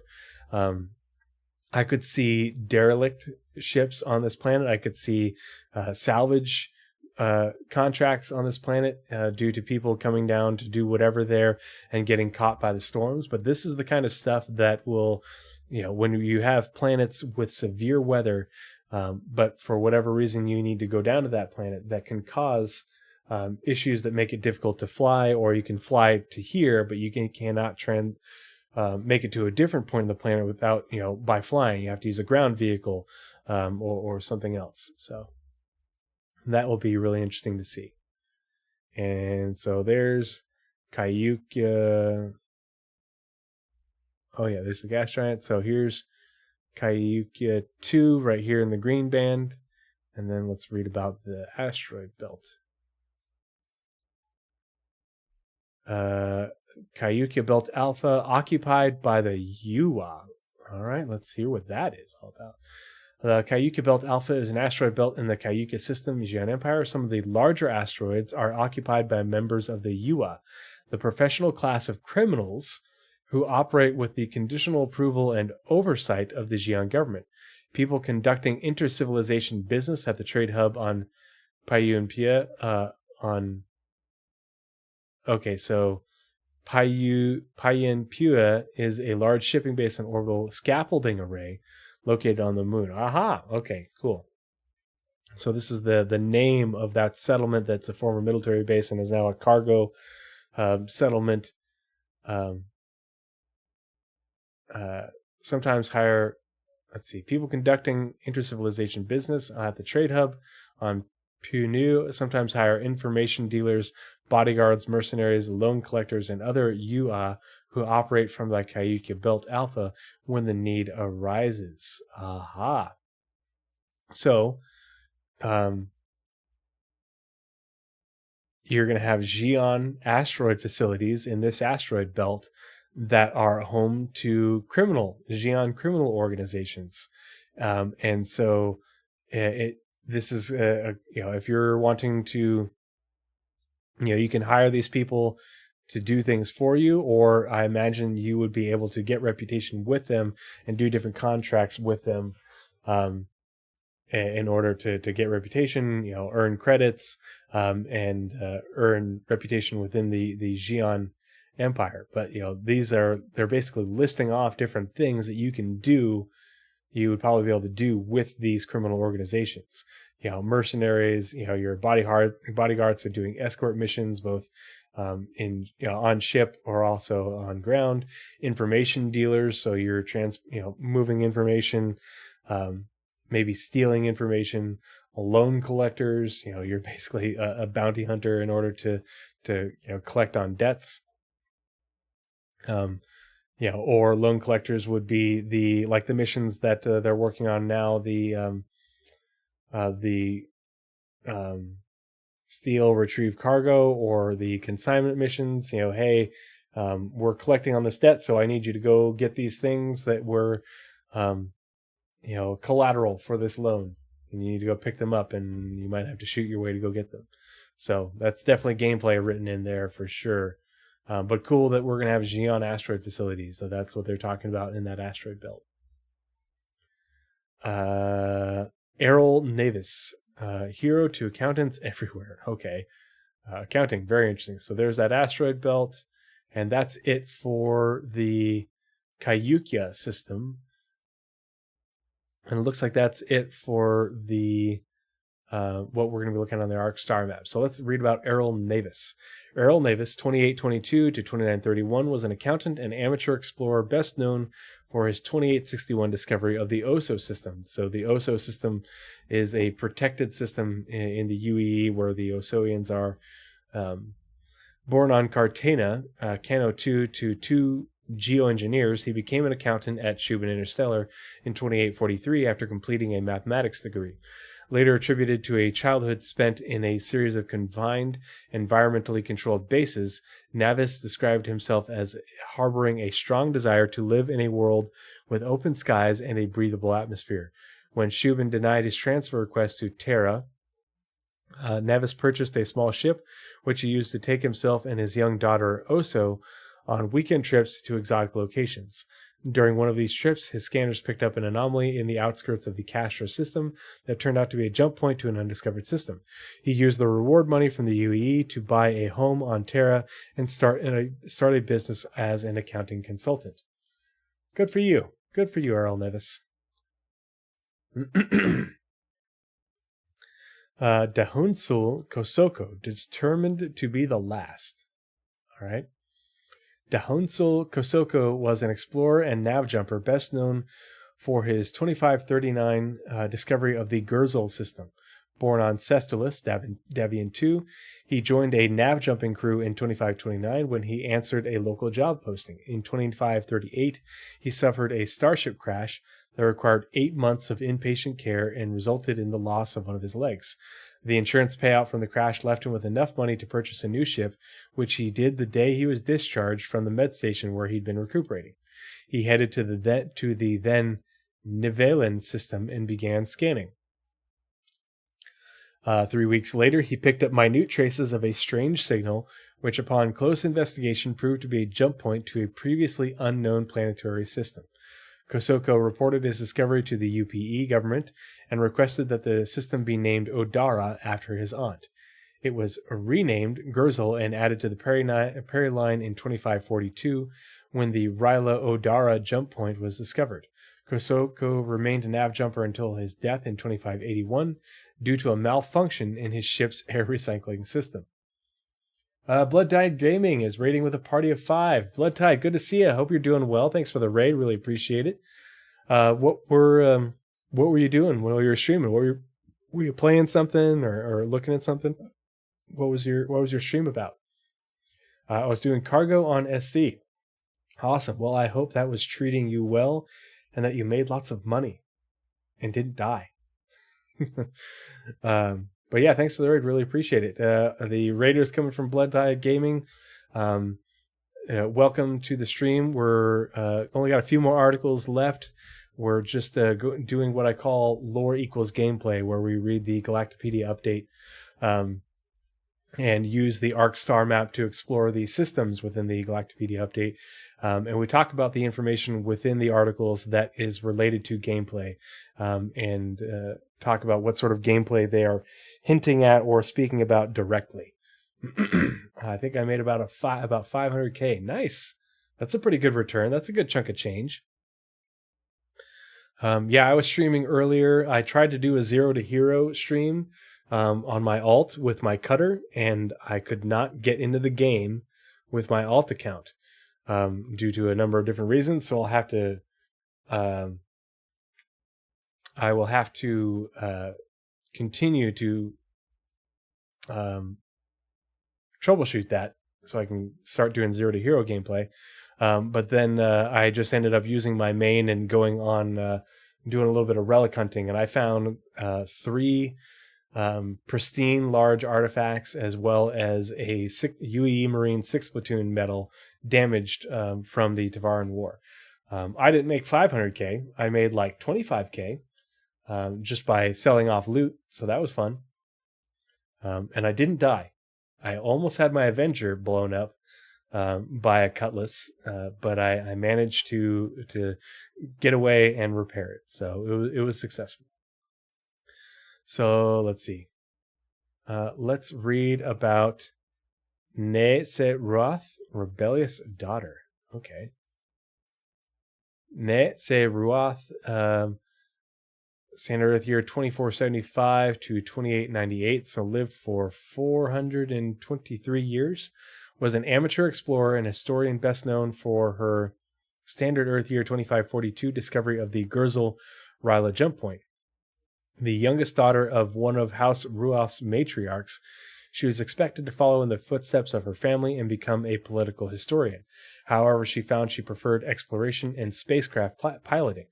During her time in the imperial bureaucracy, she served as a scout for the Xi'an military, pardon me, and would explore the outskirts of whatever system in which she was posted during her breaks.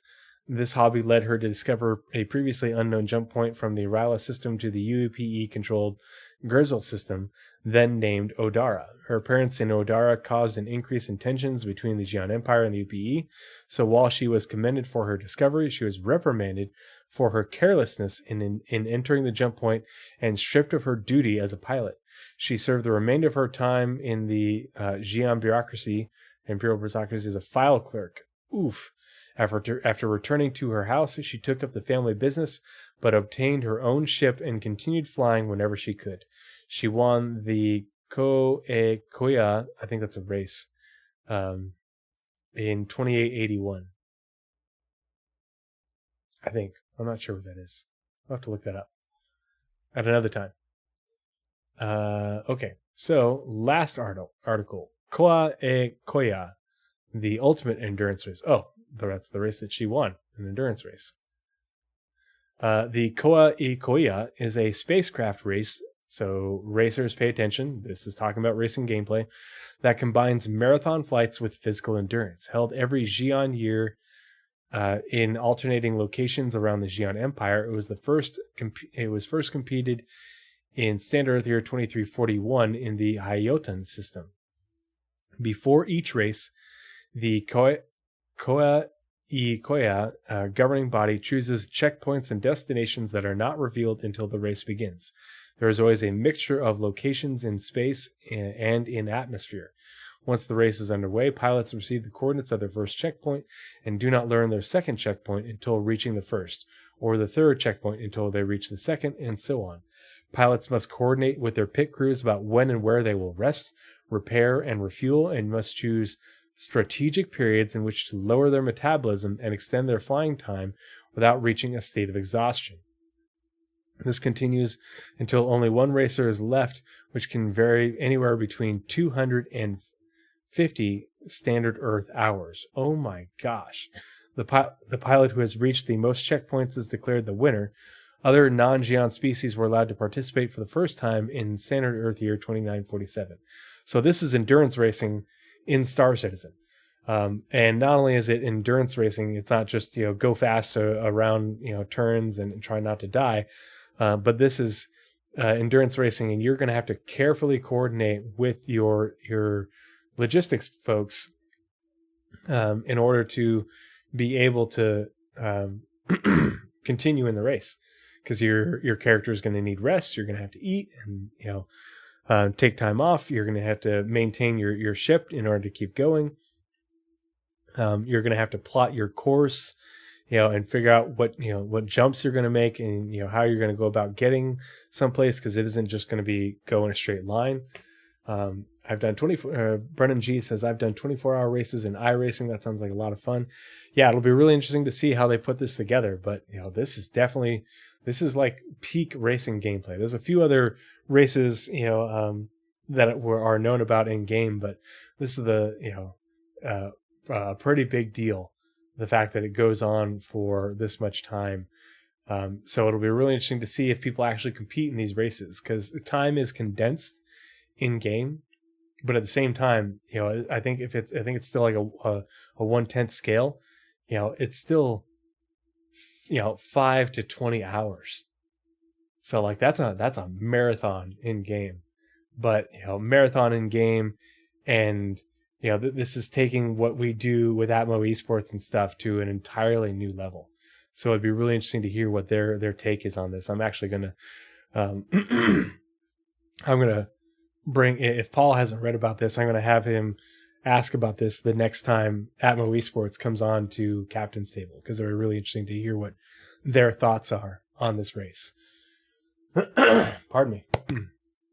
And I think, yep, that is it for the Galactapedia update for July 2023.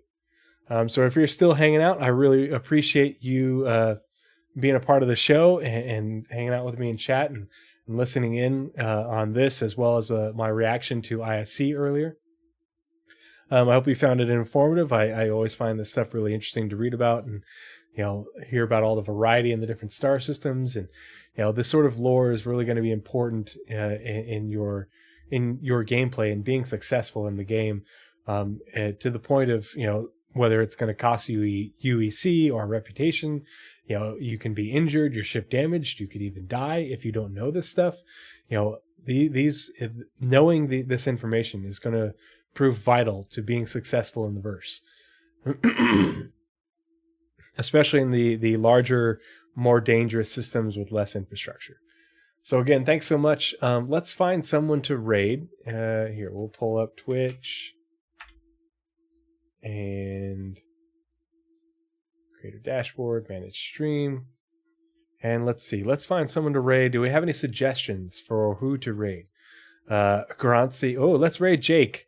Let's raid Jake. We're going to raid Jake because he's playing Baldur's Gate, and I raided Croncy earlier, who apparently is still playing Baldur's Gate.